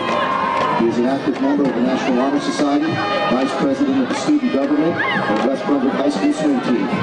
His hobbies include playing music and surfing. Upon graduation, he plans to attend UNCW to study marine biology. Next, we have Annie Murray, the daughter of Mr. and Mrs. Alan Murray of Shallotte. She is a member of the drama club. Her hobbies and interests are working with all aspects of theater and participating in plays and productions. She tries to make everyone's day a little bit brighter. Her future plans are to attend Brunswick Community College. She's escorted by Austin Chestnut, son of Mr. and Mrs. Chasey Chestnut of Supply. He's an active member of the West Brunswick Trojan Army ROTC Battalion and West Brunswick Drill Team. In addition, he's a proud member of the United States Army. His hobbies include physical training, writing poetry, hanging with friends, learning, and spinning rifles. His postgraduate University for a degree in mechanical engineering and then returning to the Army to serve until his retirement. Next, we have Carissa Nixon, the daughter of Mr. and Mrs. Anthony Brown of Shalhoub. She is an active member of the Varsity cheerleading squad, the National Honor Society, yearbook staff, and is a coach for the senior Shalhoub Buccaneers cheer squad. Her interests include cheerleading and more cheerleading. She will be attending the University of Central Florida to cheer. She's escorted by Connor Johnson, the son of Mr. and Mrs. Rob Johnston of Ocean Isle Beach. He's an active member of the West Pendleton High School varsity soccer team and DECA club. His hobbies include playing soccer. Upon graduation, he hopes to study criminal justice at William Peace College or Appalachian State University. Next, we have Casey Lee Hyatt, the daughter of Dan and Angie Hyatt of Varnumtown. Her hobbies and interests include hunting, fishing, and traveling. Her future plans are to attend NC State University and major in fishery and wildlife science. She is escorted by Mr. B.J. Bellamy. B.J. is the grandson of Miss Jessie Bellamy of Calabash. He is a member of the varsity football, track, and cross-country teams. His hobbies include hanging out with friends and having fun. He plans to join the Army after graduation. Next, we have Taylor Shy Seeley, the daughter of Greg and Stephanie Seeley of Ocean Isle Beach and the late Michelle Seeley. She's a member of the Ocean Youth Baptist Church, where she's an active member of youth ministries and enjoys helping others. Her future plans are to attend the University of North Carolina at Wilmington to receive her bachelor's degree in nursing and to continue to be a neonatal nurse. She's escorted by Mr. Desmond Stanley, son of Derek and Beverly Stanley. He's an active member of the West Brunswick varsity football team. His hobbies include hunting, working, and riding dirt bikes. Upon graduation, he plans to attend college and pursue a degree in engineering. Next, we have Carla Isabella Zito, the daughter of Mr. and Mrs. Anthony Zito of Carolina Shores. She's a member of DECA, the National Honor Society, and the ladies varsity soccer team. Her hobbies and interests are participating in DECA competitions, playing club and high school soccer, and attending church. Her future plans are to major in business at the University of North Carolina in Wilmington. She is escorted by Spencer Williams Waters, son of Mr. and Mrs. Keith Waters of Supply. He is an active member of the West Brunswick High School cross-country, track and field teams, a member of DECA, the student government, and AVID. His hobbies include running, going to the beach, and spending time with friends. His future plans after graduation include attending the University of North Carolina in Hanover, running cross-country and track, and majoring in business. Ladies and gentlemen, these are your 2013-2014 homecoming shorts. And now, the second runner-up for King is Connor Johnston. And the second runner-up for Queen is Jordan Kennedy.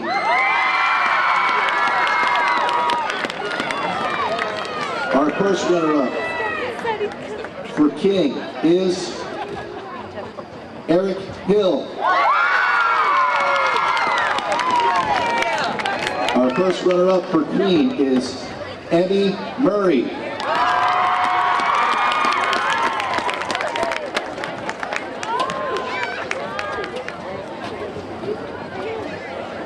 And now,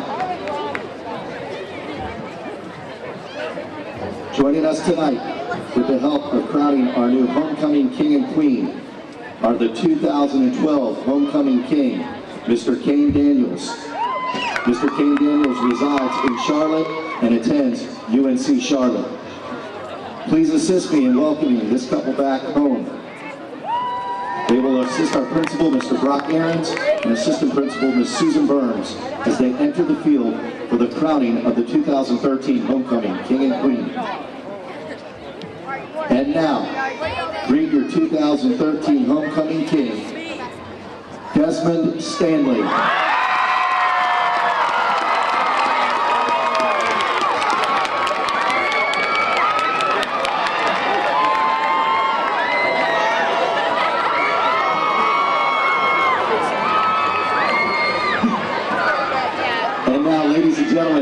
voted on by the senior class of 2014. Your 2013 homecoming queen is Carla Zio.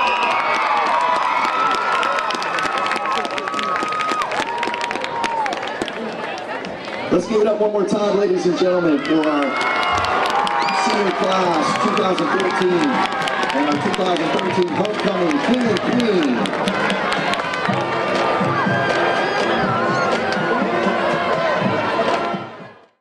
Big homecoming here tonight. Big homecoming. I tell you what, you never guess who got crowned homecoming king. Desmond Stanley. Desmond Stanley, number 30. Woo! Yep.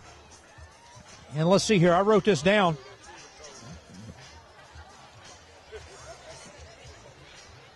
West Brunswick's going to get the ball, Chris, here after the second half here, starting the second half. And Carla Zoe was the homecoming queen.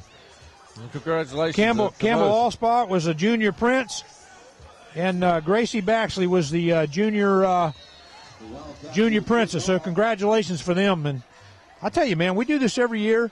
And it never amazes me how the accolades that these kids have and the goals that some of these students have is fantastic. Sean Hewitt takes that kickoff, Chris, he's got a seam. Oh, my goodness, he got caught up there on about the 33-yard line. Had he broken that one tackle right there, he might have been gone. He's been close. He's been close several times tonight. He has. West Brunswick's going to take over. It looks like they spotted about the 34-yard line. Well, Chris, we got a shot right here to come back. We can put this thing within 7. Next Thursday night, I think we can put this thing within 7. We'll be ready to go. I think they're going to throw the football. Well, yeah. They've had success running it, and it looks like Dylan, he's got that read. He's got a seam on the far side. He gets up to about the 46, 47-yard line. Is your ball carrier. First down, Trojans.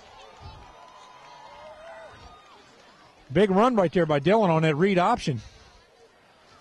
Yeah, that was might have been the longest run of the night, wasn't it? I think it has, but they've had success in the first half with that.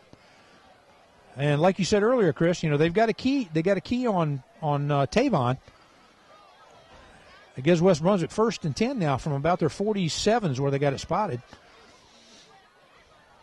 Dylan back to pass. He's looking. He's got some pressure. He's got Quinlan Moore out there in the flat, and he doesn't get much off of that. He actually loses about 3 yards on that play. Second down for the Trojans.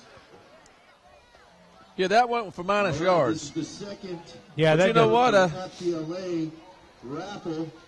You can pick up your prize. Again, Mike, that was done on the narrow side of the field, but I mean, this number is 69807. You got to have some good blocking out front. Yeah, he just didn't quite get that. No. You run the screen pass. You got to have your blockers have got to be set up there. Now you got about 2nd and 13 now for West Brunswick. Dylan looking. He's got gets a second effort there. Gets back to maybe the original line of scrimmage. Number 7, Darguzes. That's going to put him about 3rd and 10. Brings up a 3rd down for the Trojans.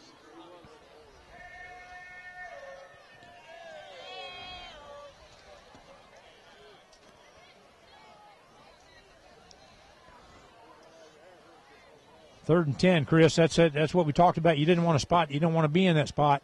No, very often. So you know what the play is now. You know that's going to be a pass play. You got wideouts to the far and the near side double. He's got some time. He's got a man in the open. Over in the flat here. Just didn't quite. That's going to put them down. That was a good catch by I. James Daniels. Catch was only good for about 3 yards, so that's going to put them about 4th and 7. About 4th and 7 for West Brunswick. Mike, looks like they're going to punt it away. Yeah, it's a little too early to maybe take that gamble. But I'll tell you what, man, if I was 10 yards further, I'd be, especially with our nothing against Dylan, but we just haven't had much of a punting game. I'm curious about how much we're going to gain here by putting the football. No, they're snapping it right from the 50-yard line. You got to do it. This is the right call. Don't get me wrong. Well, there you go. You got a decent punt. He's got a high one. He's got some coverage down there. He called a fair catch. Called a fair catch on it. So that's going to give New Hanover the ball at about the 25-yard line. Hey, fans, thanks for coming out to support West Brunswick Trojan football tonight. We want to see you back here next time.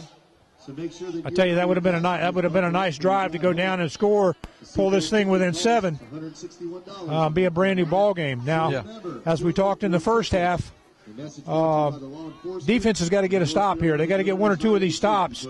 Well, yeah, you know, we can't. I don't think we can match them score for score. So yeah, you're going to have some stops here to win this ball game. There's that counter. He gives off the big hole up the middle right there. You know, Mike, they just faking to the man in the motion. Faking to the motion, That's just going right up the middle. Yep. I mean, that's going right up the middle of the defense. Pickup of 11 right there for New Hanover. So a little bit of a draw, a little bit of a delay, but it's really right straight up the middle of the defense. Yeah. First down for New Hanover. Same play. Now he was finally met by somebody there. Met by. Looks like number 22, Eric Bellamy, right there. Met him after a pickup of about 4 yards. They had another guy there. Maybe Sherm Fullwood and Eric Bellamy there to your inside linebackers. Timmy McCall on that tackle also. It gives them about 2nd and 6 roughly. Ball on the 40-yard line. Same play again, Chris. Big hole up the middle again. Good tackle by Cavante Gore. He would have broke that free. Huge hole up the middle there on that defense. They're reading that, like you said, they're reading that man in motion. All right, it is. It's just fake to that guy that goes in motion and coming back across hand off, right through there, and he's just picking them apart. That gives them a 1st and 10 from the West Brunswick 40, about the 43-yard line. Quick pass over in the flat. He's got a man. It looks like he's got another first down. Number 9, Murphy. Another first down by New Hanover. Just a quick hit pass there, Chris. It's hard to defend those when you're playing so much cushion. Yeah. Well, takes it up to about the 33-yard line now. You can't load the box. You can't load 8 men in the box there. They're going to pick you apart in the passing game. So you got to stay back where you're at. Handoff up the middle there. Gets met there. Pickup of about maybe 2 or 3 yards on that. Eric Bellamy in on that, along with Sherm Fullwood. Number 24, Pedro on that tackle. Brought down by number 6, Sherm Fullwood. Brings up a 2nd down for the Wildcats. That gives them about 2nd and 7 there. Ball spotted at about the 30-yard line of West Brunswick.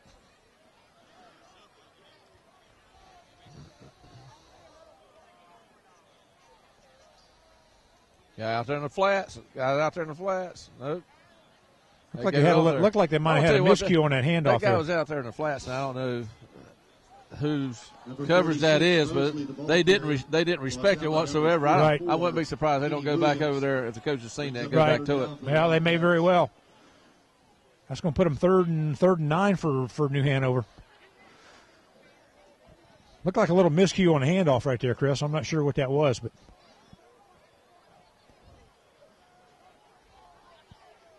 Trips to the near side here. Back to pass. He's looking to the far side. He's got one receiver out there. Hits him right in the helmet.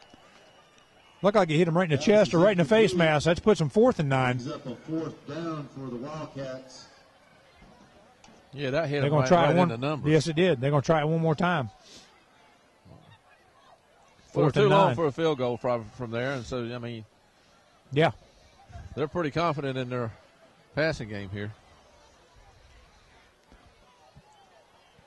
Seems to me, Mike, colder. I mean, it is getting colder. That football seems like it'd be harder to throw a little bit. Yeah, you would. Trips to the far side now. Whew. You got the single back receiver, single wide out on this side, and he's looking. That's where he's looking. He's got some pressure, and he throws it, and it's batted away. No, that's batted away by Cavante Gore, almost intercepted. Yeah. They'll turn it over on down, so that's a good stand for the defense. And we talked about them holding. We had to get it. We had to get them shut down 1 or 2 drives, and there we go. Yeah, that's really the real first victory of the defense, right? For tonight, right? Other than that interception, right? Well, actually, Another 2 interceptions. Right. Tonight. Yep. There's Dillon off tackle there, and he's got room to the outside. He's still on his feet, and he gets barrels up. Looked like close to the first down marker. Close to the first down. We'll see what the signal is here, and it is a first down for West Brunswick. That gets the ball up to about the 42-yard line. Well, I'll tell you, there ain't nothing fancy about Dillon's ball carrying. He's just hard-nosed. Yes, he is. He's a tough runner. He don't want to go down. Tough runner. He keeps his feet moving. There's a procedure call on West Brunswick. We got a flag on the field. Got a motion call on West Brunswick. False start against the Trojans.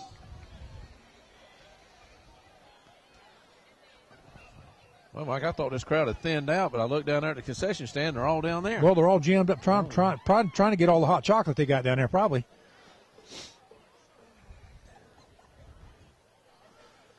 Well, our boosters done a real good job tonight, cooking some homemade vegetable soup, and Yeah, subs, and they always do. fudge, and Yeah, some hush puppies down there. they do an excellent job down there. 1st and 15 now for West Brunswick. James in motion. He's back to pass. He's got some pressure, and there's a quick hit across the middle. James still on his feet, but they're not. Pass is complete to number 8. Looks like he caught that ball on about the 40-yard line, Chris. Pick up about maybe 3 yards. Brings up a second down for the Trojans. That's going to put him about 2nd and 12. That penalty hurt him. Yes, it did.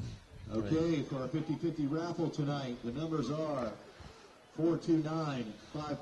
I think, if I'm not mistaken. 429. It might have been a first penalty on West Brunswick tonight. I don't recall if we've had any in the first half. If we did, it wasn't our usual number. So they've done better tonight with that. Dillon back to pass again. He's looking downfield. He's got a man across the middle. And there's Quinlan Moore, and he's got a room. He's got a seam. He needs some help with a block. James Daniels gives up and stops running. James Daniels right there was a lead blocker in front of him, just gave up his block. Big catch there, that Quinlan Moore. I've really been impressed with Quinlan Moore tonight. Big catch. Those 2 passes he came back for twice in the second quarter there. He's got the ability to make you miss. Got a little bit of speed. Yep. Yeah, I like him. Nice pass by Dillon. Caught him right in stride there, and he excellent. That gives West Brunswick a first down on a New Hanover 20.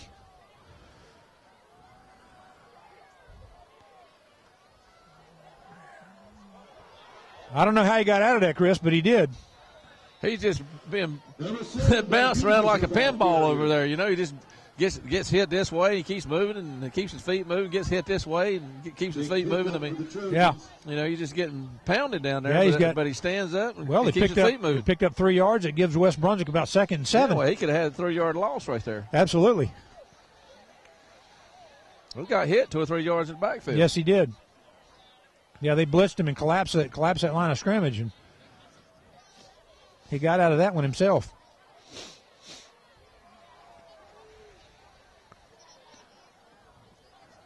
Second and 7 now for West Brunswick. Ball on it looks like about the 17-yard line. Quick handoff to Tavon Stanley. Chris, first down. Looks like he's up to about the 8-yard line. First down, West Brunswick on the New Hanover 8-yard line. I'll tell you what, if we get in and score this time, this crowd might get a little heat back in it. Well, we're actually moving the football. We are. We're having success. We got them on their heels. Yes, we do. Tavon off the far side. Looks like he gets up inside the 5. Spot that about the 4-yard line. Second goal now for West Brunswick.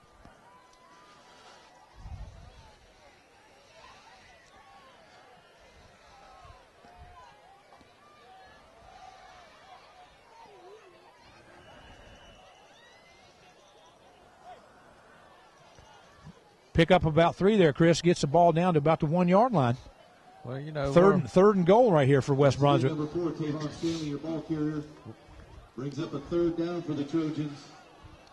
Mike, I'm not sure right here if you just. It's going to get tight down there. I know it's going to get tight, but I don't know if I just keep to the game here. I'm not sure right here if you just don't go with mash. Put him under center like you're doing right now, and they're going right up the center. There's Tavon, and I'm not sure if that was the right call. No. That collapsed over there on Yeah, on that you should offensive line. have taken that. Should have taken that right up. Should have taken that right up the gut. Brings up a 4th down for the You've had success on that all night long. Yeah. They're gonna bring in. They've had success right between the tackles, and you go right up. You go right up the middle, right up. When he's up center, you're going to get 2 yards off of that. Mike, they're going to kick a field goal here,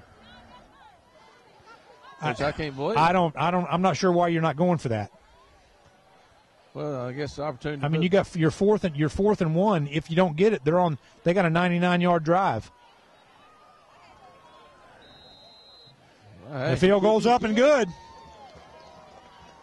3's better than nothing, but it sure would have been nice to have 7. Well, you're down 11, so I mean, it's early. Well, it's not early in the third quarter, but it's still early. And we got 2:32 left in the third. 2:32 in the third quarter. New Hanover 28, West Brunswick 17. So to take that 3 points, you're pretty much saying my defense is going to step back up here in this rest of this third and fourth quarter here, and make a couple more stops. Right. And that's what's going to have to happen. That's definitely what's going to have to happen. AT&C TV channel 3. I thought for sure we'd have had that in the end zone.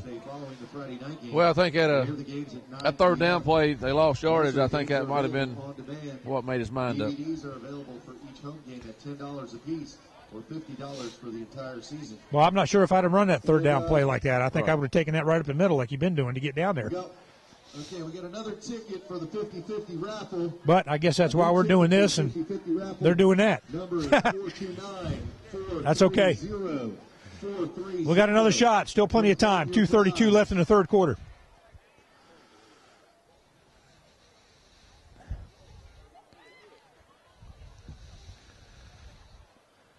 West Brunswick is set to kick off in New Hanover. There's a squib kick right there, Chris, and that ball's handled, and he's still on his feet. Gets that ball up to about the 45-yard line. 28, your ball carrier. 28, Bragg with the carry. All right, Chris, defense has to step it up. Ball spotted on the 46-yard line of New Hanover.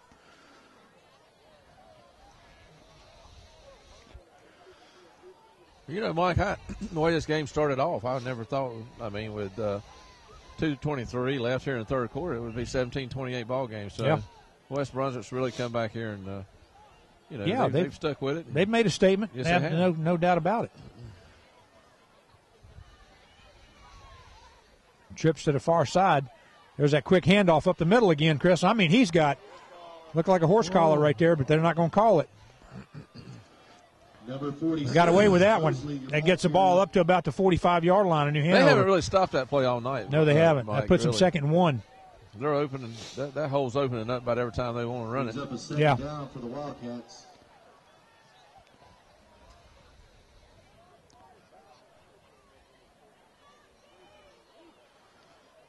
There it is again. Now, they had it that time. Of course, it's a first down, but Mosley, your ball carrier for the Wildcats. Yep. Eric Bellamy on that stop, Down by number 22, Eric Bellamy.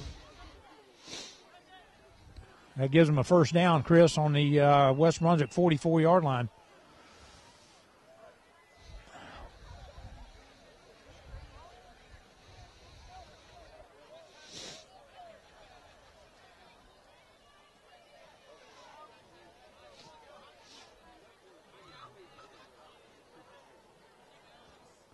He's back to pass. He's looking, Chris. He's looking. He's going deep. And he's got some coverage down there. Sean Hewitt with him. Coverage. Nice coverage down there by Sean Hewitt. Good coverage. He got in front of the receiver. He didn't let the receiver get in front of him, and just stayed right with him. Yes, he did. And he's outclassed in heights by probably a foot right there. Yeah, easy. So you better believe it. He done a good job. He did a good job. Great position there on the football. Yes. Yep. It gives the New Hanover 2nd and 10 now from the 44.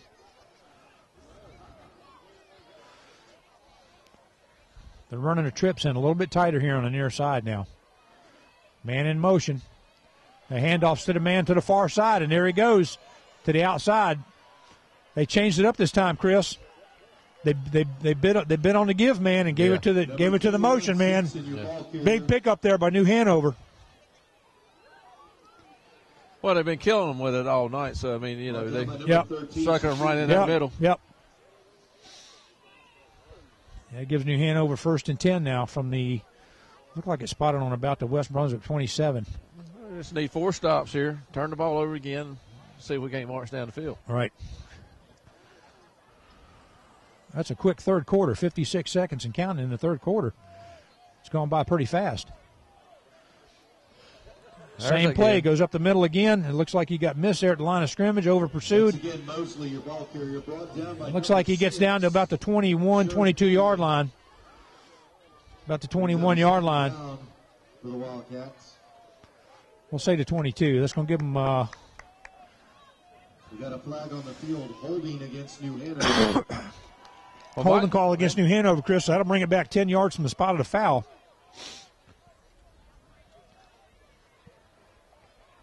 That's going to put them first down and 20 now. Yep. Back at the West Brunswick about the 38-yard line. That might have just been our gift right there. That may have been right here. That may have been. We're going to get one more play off, it looks like, before the fourth quarter starts here with about 25 seconds to go. Yep. Then we're going to switch ends. Back to pass. He got the quick shot right there, and he's met and slung out of bounds there. Trying to see if that's Cavante Gore on that stop. No, that was that's Hewitt, number 20. Devontae Hewitt over there on that stop. Second down for the Wildcats. Gets that ball back up, not quite to the original line of scrimmage. It's going to give them about a 2nd and 13.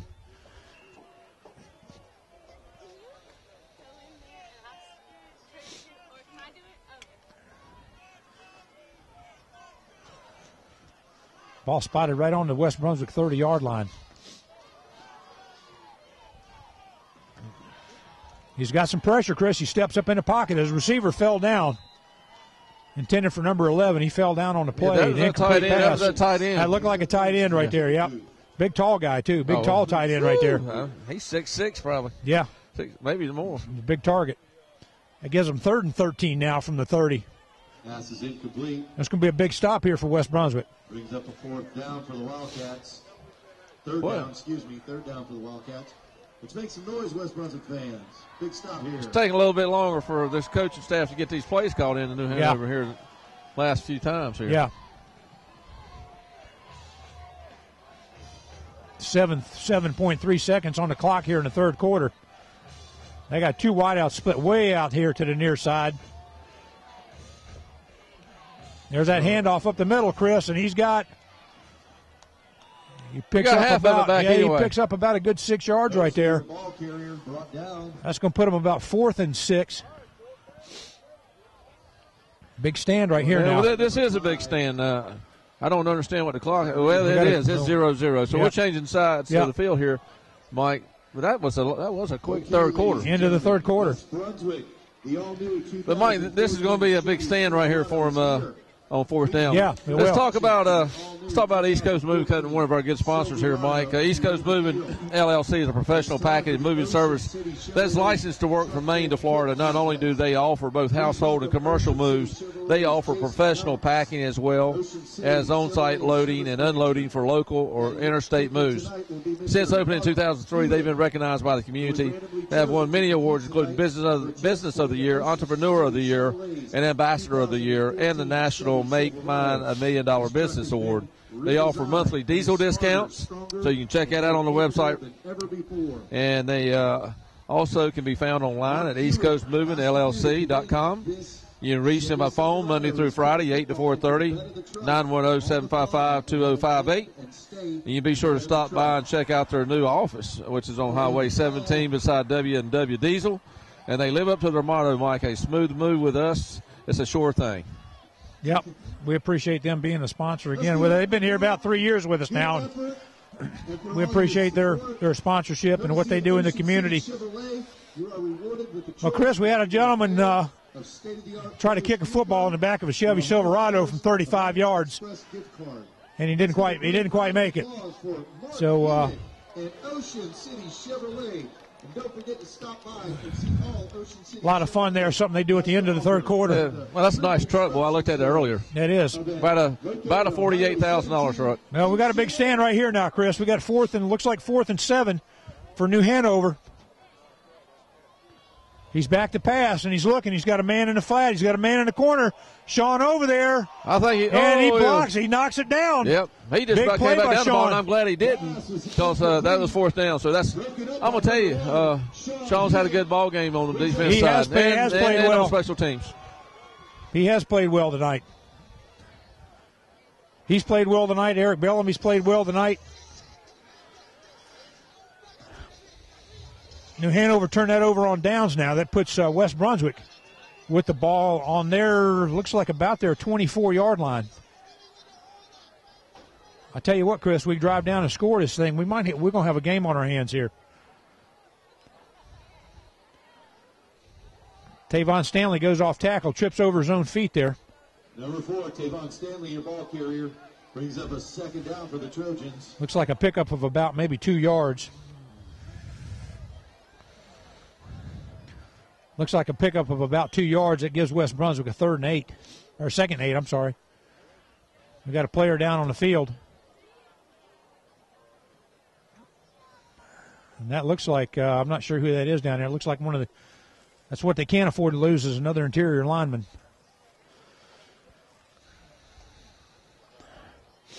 Well, he's up on his feet. That's LeGarrette Jeffries. Yeah. Freshman. Yeah, freshman. That's their right guard. Left guard, I'm sorry.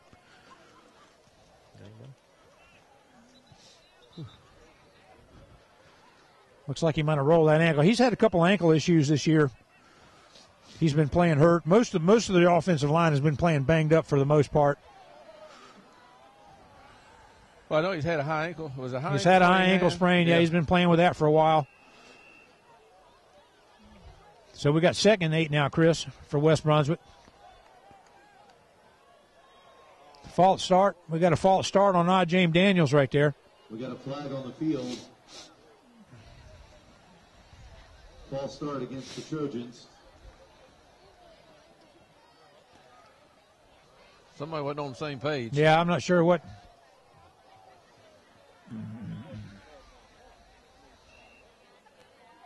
Looks like they got a little bit of anxiety in them there, like they want to get on down the field and score quickly. You got to settle down, and that backs them up a little bit. It gives them 2nd about 12. Dillon back to pass. He's looking across the middle right there, and he's got Quinlan Moore. He drops, I don't know if it's an incomplete. Yeah. They're going to call it an incomplete pass. Pass is incomplete. Boy, he had that in his hands there, Chris. Brings up a 3rd down for the Trojans. That would have been a huge catch right there. Just didn't quite get it put away. Nope. That's 3rd and 12 now for West Brunswick.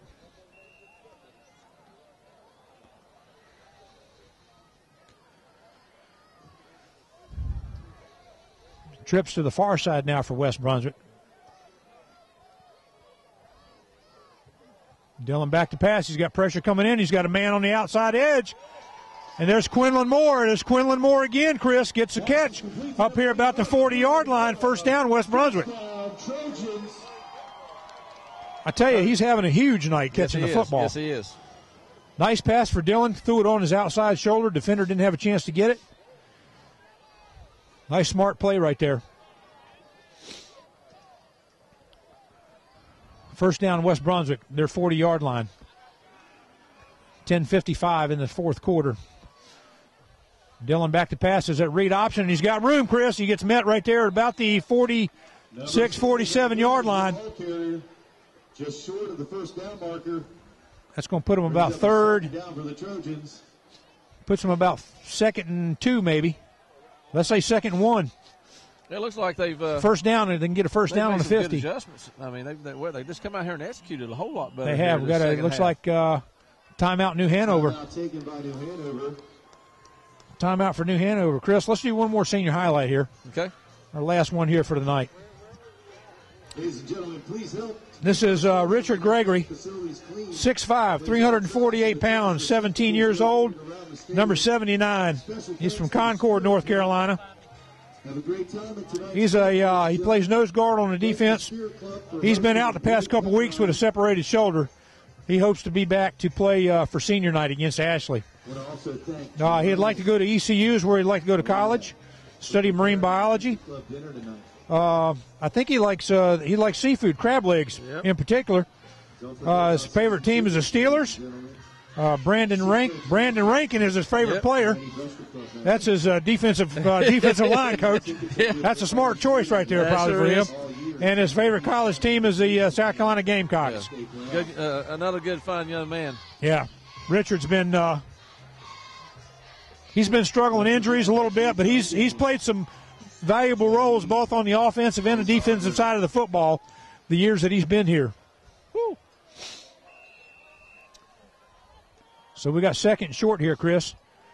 I'm really not sure why we're not under center right now. Well, we're in a trips formation. We're throwing the ball. There's a pass. He just lofted that thing up. Whew. I'm not understanding why we're not under center right there. We got a foot to go for a first down, and we're in a shotgun formation.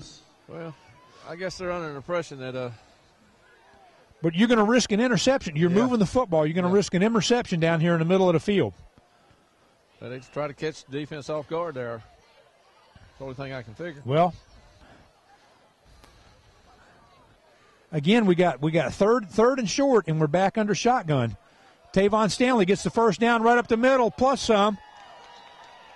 It's a good hard run by Tavon. I'm not understanding that play calling, Chris, to be honest with you.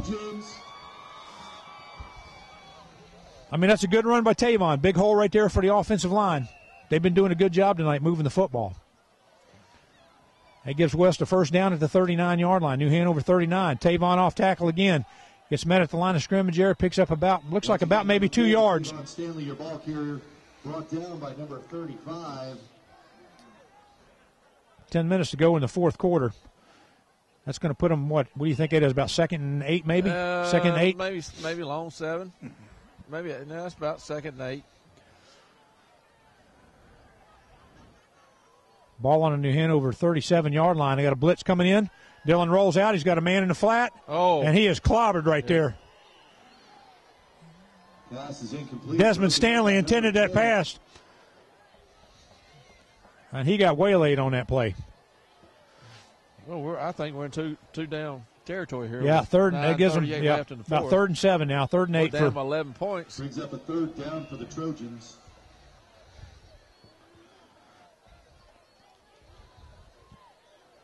Trips to the far side for West Brunswick.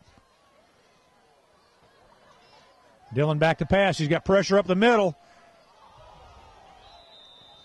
James tried to one-hand it right there. It looked like it was led just a little bit in front of him. Well, they blitzed right up the middle, and it was right in Garguga's face there. Yeah. So, I mean, he barely got rid of that football. Yeah, he came right up the gut.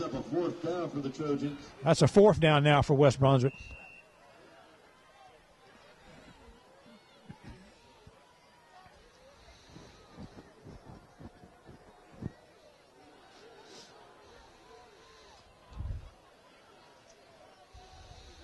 Trips again to the far side. See if they're going to come on this blitz here. Well, they're rushing 3. They're rushing 3. They got Plass. They got a man in the middle. There's James. He needs to pick up the first down. He needs to tuck that football in. That's a first down for West Brunswick.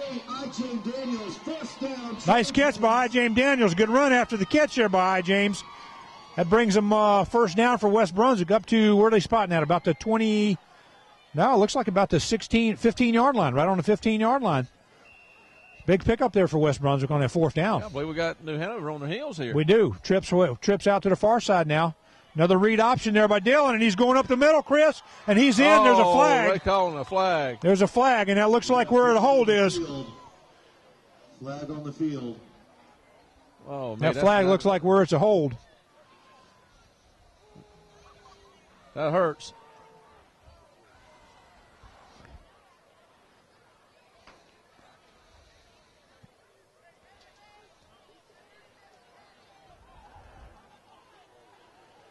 That's what it is, Mike. That's going to put him back 10 yards.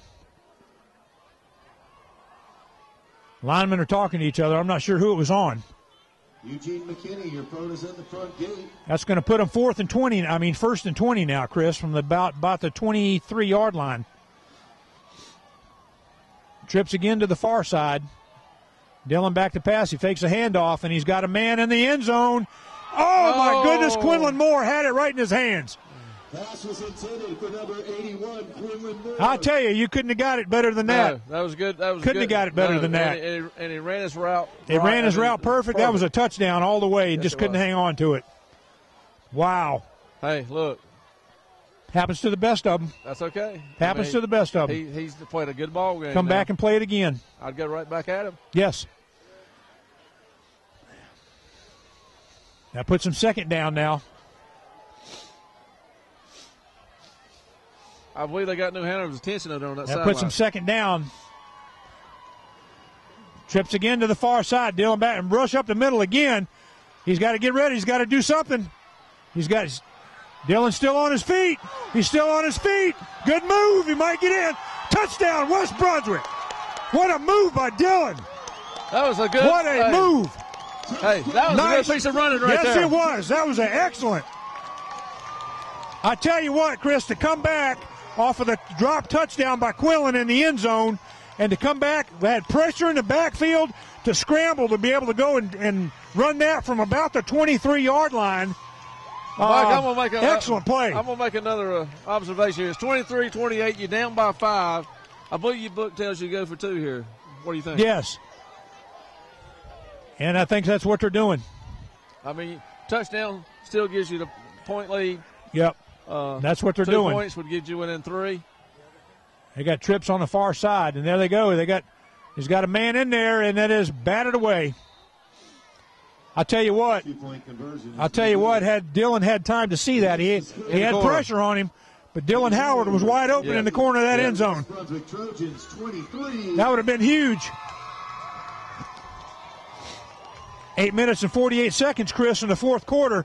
Dillon took a pretty good shot after that. But with 8:48 left in the fourth quarter, it's New Hanover 28, West Brunswick 23. We got some ball game, Mike. I'm not sure if most fans would have thought about that, but I think Dillon took a pretty good shot there. He's down on the sideline. Stadium, you'll notice our Century Club sponsors. Our Booster Club is a vital part for helping our programs out. We'd like to thank them for their continued support of West Brunswick High School athletics. If you're a Booster Club member, please make sure you join us. The Booster Club tent. Well, Mike, this crowd's coming alive. The band's coming alive. Yeah. I mean, defense is going to have to come and make a stop right here. Now, this is the momentum's changed a little bit. Insurance services at 910-754-6596. Yeah, I think. West Brunswick's outplayed New Hanover the second half. Yes, they have. The crowd's thinned out a little bit, I think, because of the cold.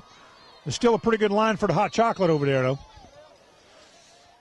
West Brunswick kicks off, and there's a good kick down the middle right there, and then it's fielded and dropped. Picks it up on about the 15-yard line. Got to get some good coverage down there. And he's down on about the 27-yard line. That's where New Hanover take over. Everything seems to be going West Brunswick's way right now. Need to turn that. And we talked, Chris, in the first half about defensive stops. We've had 2 defensive stops in this half. One more defensive stop, and we're moving the football on New Hanover, and we'll possibly win this ball game. Yes, sir. No, it's very well in our grasp. Absolutely. Right now. And what a big win this would be. Yeah.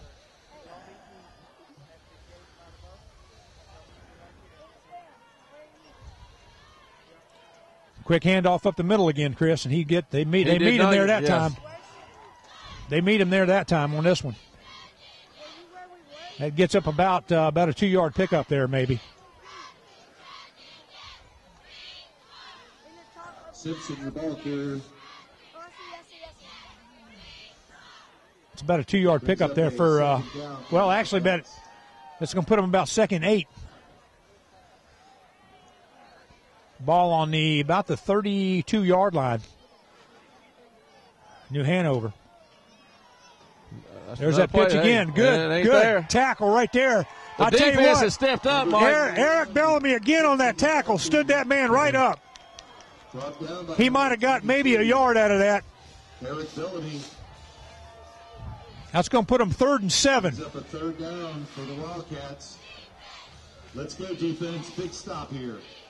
I tell you what, we may have to have an alternate defensive player of the game because between him and Sean, they've played well tonight. And we will be giving you that sometime here soon in the next 2 or 3 minutes. Yes, we will. All right, 3rd and 7 now, New Hanover. Drops back to pass. He's looking to the near side. He's got a man. And there's a catch. First down, New Hanover. There's a catch? Yeah, that's a catch right at the 40-yard line. Boy, I'll tell you what, that was close. I couldn't tell if he trapped that ball or not. That was close. That's a first down for New Hanover on the 40-yard line. That would have been a huge stop had we could have knocked that down. Our defense not to keep it up now. They got to just keep his pace going. Yeah.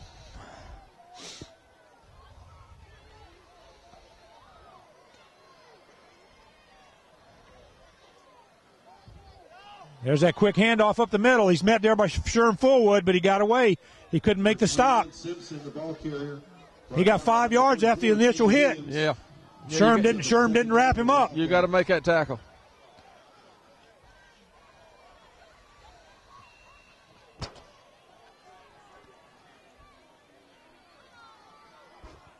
That gives New Hanover 2nd and 5 now. 2nd and 5 from the 45.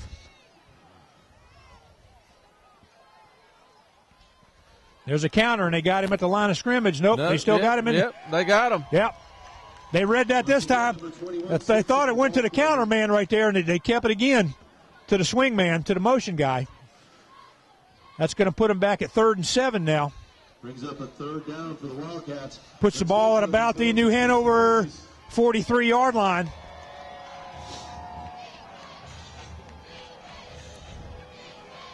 Big 3rd down here, Chris, for West Brunswick. Yeah, we need a Trips stop, to the Mike. near side here for New Hanover. Well, this ball's going to be They got thrown. that single back. He's looking here. He's got pressure. Got pressure. He's got to get. He's down, and Mike. he's down. They got him at the 45. That's going to put him about. Hey, here's a huge call for Hanover. Now you got. That's going to put him 4th and 4 roughly. Yeah, man, long 4, yeah. Stop by number 11, Lee Johnson. Brings up a 4th down for the Wildcats.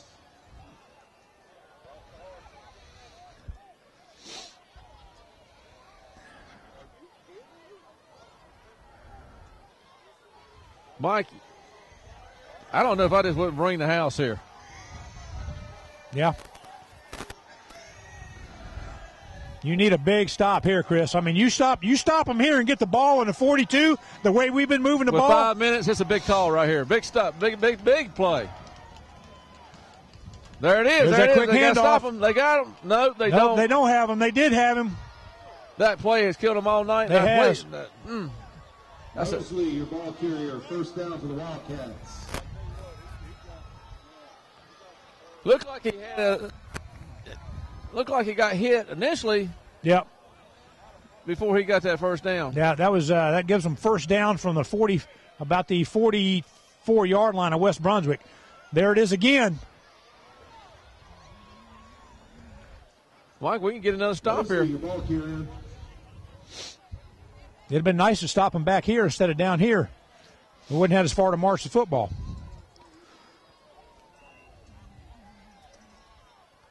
That gives them about second and 6. Maybe 2nd and 7 for New Hanover. Just inside the 40. Boy, turnover would be good right now, Mike. Be huge. Nice pick. There's a handoff again up the middle. Big hole. Big hole this time, Chris. We've had that all night long. They've had that huge hole over there. Well, Mike, they're inching down there close to, even with a stop, they're looking, they're getting close to the field goal. Now, I mentioned, I think they had a couple field goals against Laney, I believe. Yeah. I had read. You got a first and 10 now for New Hanover from about the 20-yard line, West Brunswick 20.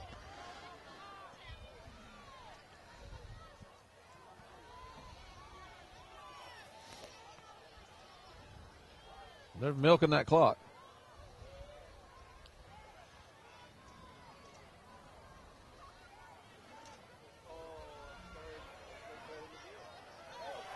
There's a big tackle right there by Sean Hewitt, but after he picked up about 3 yards, nothing. That whole side of the line collapsed.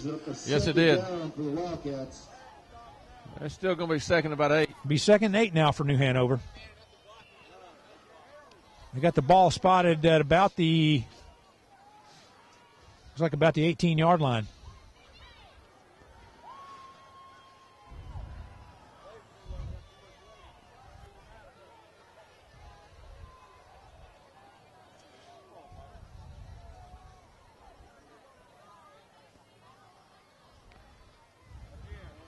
There's a handoff up the middle again. Number 21, Simpson, your ball carrier.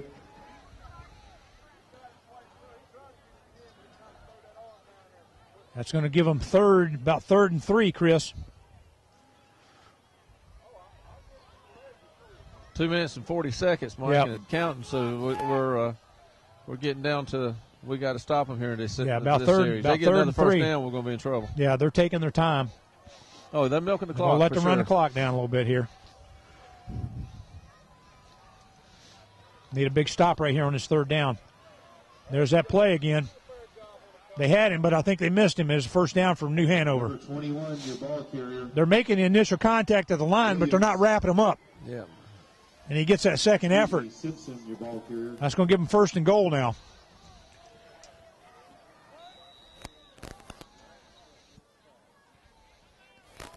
Okay, Mike, got a timeout. That's I a need timeout to by New talk Hanover. about one of our sponsors here. Okay. Safe driving should be Let's talk about That's all states. let's talk about the fuzzy peach here. We're going to spread the peach, the love, and the happiness by visiting the Fuzzy Peach of Charlotte, the newest dessert place in town, located in Charlotte Plaza Shopping Center, Mike. It's open from 12 to 10 Monday through Saturdays, 1 to 9 on Sundays. To fulfill all your froyo cravings, just simply fill up your cup and top it off with as many toppings as you can think of. Find specials in the Brunswick Beacon, close to the Coastal Clipper, or be seen around town with a Fuzzy Peach card decal and get a free cup card. Of course, stopping in is the best way, Mike, to get in touch. But you can also reach Fuzzy Peach of Charlotte by calling 755-FUZZ-FUZZ or 3899. Also available is gift cards, Mike, punch cards for regular visitors, T-shirts, Tuesdays, where you can get 15% off by wearing your Fuzzy Peach T-shirt to the shop on Tuesdays. Nice. All right, Chris, we're back at it here. First and goal for New Hanover. The ball on about the West Brunswick, looks like about the 8-yard line. 2:15 left on the clock.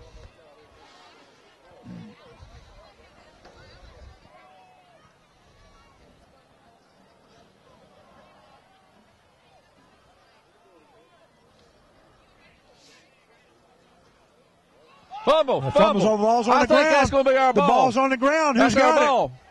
Who's got it? Who's got it? West Brunswick. West Brunswick recovers that fumble on about that 9-yard line. Kenny Williams picks that up. We got 2:11 on the clock. Now's when you need to run your 2-minute offense. March this down the field. Give yourself a chance to win it.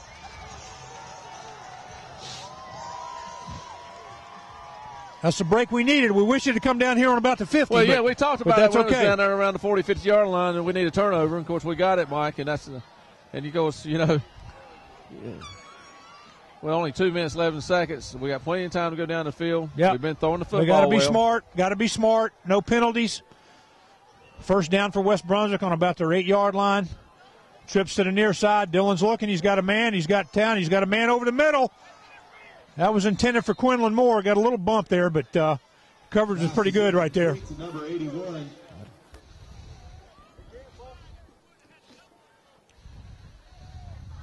Well, Mike, when that ball's in the air, you ain't supposed to be able to bump No, nobody. you can't touch the receiver at all. I don't care how little it looked or how innocent it looked.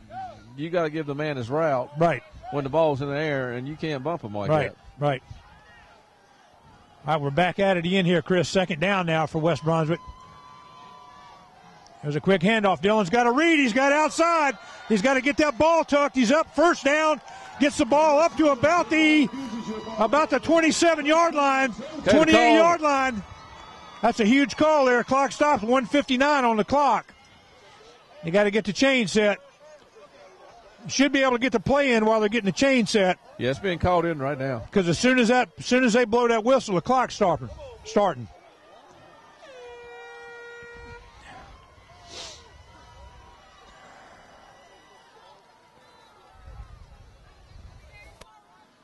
Dillon back to pass. They're bringing some pressure. They got across the middle. A little bit behind James Daniels right there, Chris. Pass intended for number 8. James Daniels brings up a second down for the Trojans. That's going to bring second down.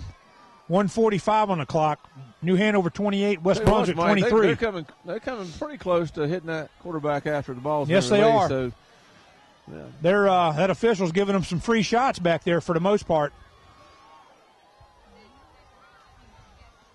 Got a man coming in. He's got a catch right there. James Daniels lost the football. He had the catch and lost the football. That's a fumble. That's a fumble of West Brunswick. New Hanover recovers. We got a fumble on the play.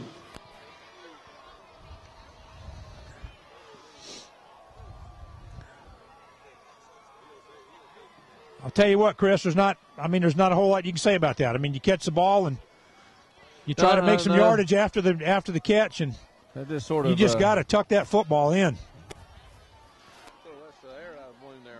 It does. Now it's New Hanover ball. First down from about the West Brunswick 35-yard line. Minute 36 on the clock. There's that handoff up the middle again. Right there. Once again, Mosley, your ball carrier. Brought down by Brandon Mercer. Mike, let's talk about another sponsor here while we got a timeout here with a minute 24 left. Okay. Let's talk about Grisham. Absolutely. Longwood Fire and Rescue, the Haunted Trail here. Can you survive the Grisham Longwood Fire and Rescue Haunted Trail? You will go in, but the question is, will you come out? Admission's $10 for persons of all ages. Right now, hours of operations, you still have the 26th, which is tomorrow, and the 31st. Location is 758 Longwood Road in Ocean Isle Beach. For more information, you can contact them at 287-3030. Email station31@atmc.net or visit them at www.grishamtownfire.com. Viewers can also find them on Facebook or Twitter, so you can just search Grisham Longwood. Special offers, you don't have to stand in line. You can get a fast pass ticket available for $20. And this is the 5th year of the Haunted Trail. It's an annual fundraiser for the fire department that started in 2009. They won the 2010, 2011 WWAY TV3 award for the best haunted attraction. Yeah. Yep. All right, Chris, we're back at it here. New Hanover. Looks like about a second and 7, maybe second and 6, minute 24 on the clock. There's a run to the near side here. And he gets down to might have got back to the original line of scrimmage. I'm going to go back to that catch and fumble, timeout by West Brunswick. On that catch and fumble, Mike, you got to establish possession of the ball and to be, in other words, you got to have a step or two. You got to be running with the football. You just can't catch it, half step, and get knocked out of your hands. It's an incomplete pass. Right. And so, obviously the ref seen that, and he thought it was a catch, possessed, and obviously was fighting for more yardage and fumbled the football. Right. We don't have instant replay, so we can't go back and look at it and see how much, see if he had possessed it. Right. Or if he was still bobbling it, and but evidently the ref seen it as a catch and a fumble. We hate that it happened because we had a drive going that it potentially could have given us the ball game, but that happens to the guys that make millions of dollars every Sunday. Well, yeah. That's just the way it is. But in a tight ball game, you got to catch that ball. Yeah, you got to tuck it. You've got to right. You can't be having the ball and fighting for yardage and not. So that's you got to get two hands on that football. Looks like New Hanover, Chris, about 3rd and 5 now. Minute 16 left on the clock. There's that handoff up the middle, and he was met at the line of scrimmage. And he's not brought down until he gets down to about the 15-yard line. I tell you, that's a tough little running back right there. Run by Mosley.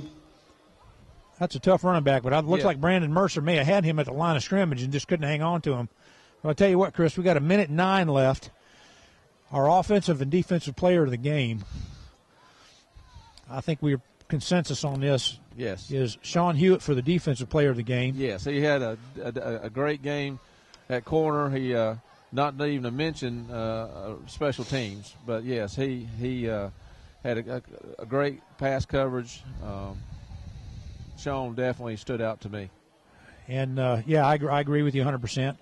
And Eric Bellamy also on that defensive side of the ball. You know, we got to give him some accolades. He had a great night, making some key tackles on some of those stops. But the offensive player of the game this week is Quinlan Moore, number 81. Well, most definitely. Quinlan Moore impressed me by coming back to the football when Dylan was scrambling around, recognizing that. He had some good catches across the middle. He had a drop pass back there, but he is just a superb runner after the catch, too. Right. So, I mean, Quinlan Moore had a great game. Right. Well, Chris, it's 28 seconds left on the clock. They made a valiant effort tonight. I don't think there's many news guys in Wilmington that would have thought this would have been 28-23. Well, no, and at the beginning of the after the first quarter, I didn't think it'd be 28-23. Right. West Brunswick had their chance here to win this ball game. Right. And so, they're just it's not a win on the scoreboard. No. But I tell you what, it's shocked a lot lot of people. Well, it has impressed me. I think this team is coming together, and what? They're the top 3A team in their conference because they did go out and beat Topsail last week. And so to explain to our crowd, there's only three 3A teams in this split conference, Topsail and South and West Brunswick. Right. And so West Brunswick has eliminated basically those two teams, right. And has got 2 wins there, 2 vital wins that will get them possibly a playoff spot here. So right. They could play a game like this in the playoffs and be an upsetter, maybe upset a team. Yeah. So, and they got two more games. Let's not forget here. They got to go to Hoggard, and then they come back here for Ashley. Yeah. And so go next week to Hoggard, and I tell you, this is a good booster for Hoggard next week because that's going to be a tough game up there, at Hoggard, and then home for senior night, against Ashley. But time expired on the clock here, Chris. We just want to say the game is brought to you by ATMC TV as well as East Coast Moving, Griswoldtown Longwood Fire and Rescue, the Haunted Trail, and the Fuzzy Peach of Shallotte. You can find out more about these sponsors by visiting atmctv.com. And also remember, we don't want to remind our viewers that these DVDs can be of each game can be purchased for $10. To purchase a DVD, stop by the game beforehand or email atmctv@atmc.coop. And again, Chris, game's over. New Hanover 28, West Brunswick 23. And again, we just want to thank Jennifer and Kat and Daniel for what they do, for allowing ATMC for allowing us to be able to come up here and do something that you and I both enjoy doing. Yes. And the valiant effort again for West Brunswick, and we'll see everybody in 2 weeks back here for Ashley. Good night.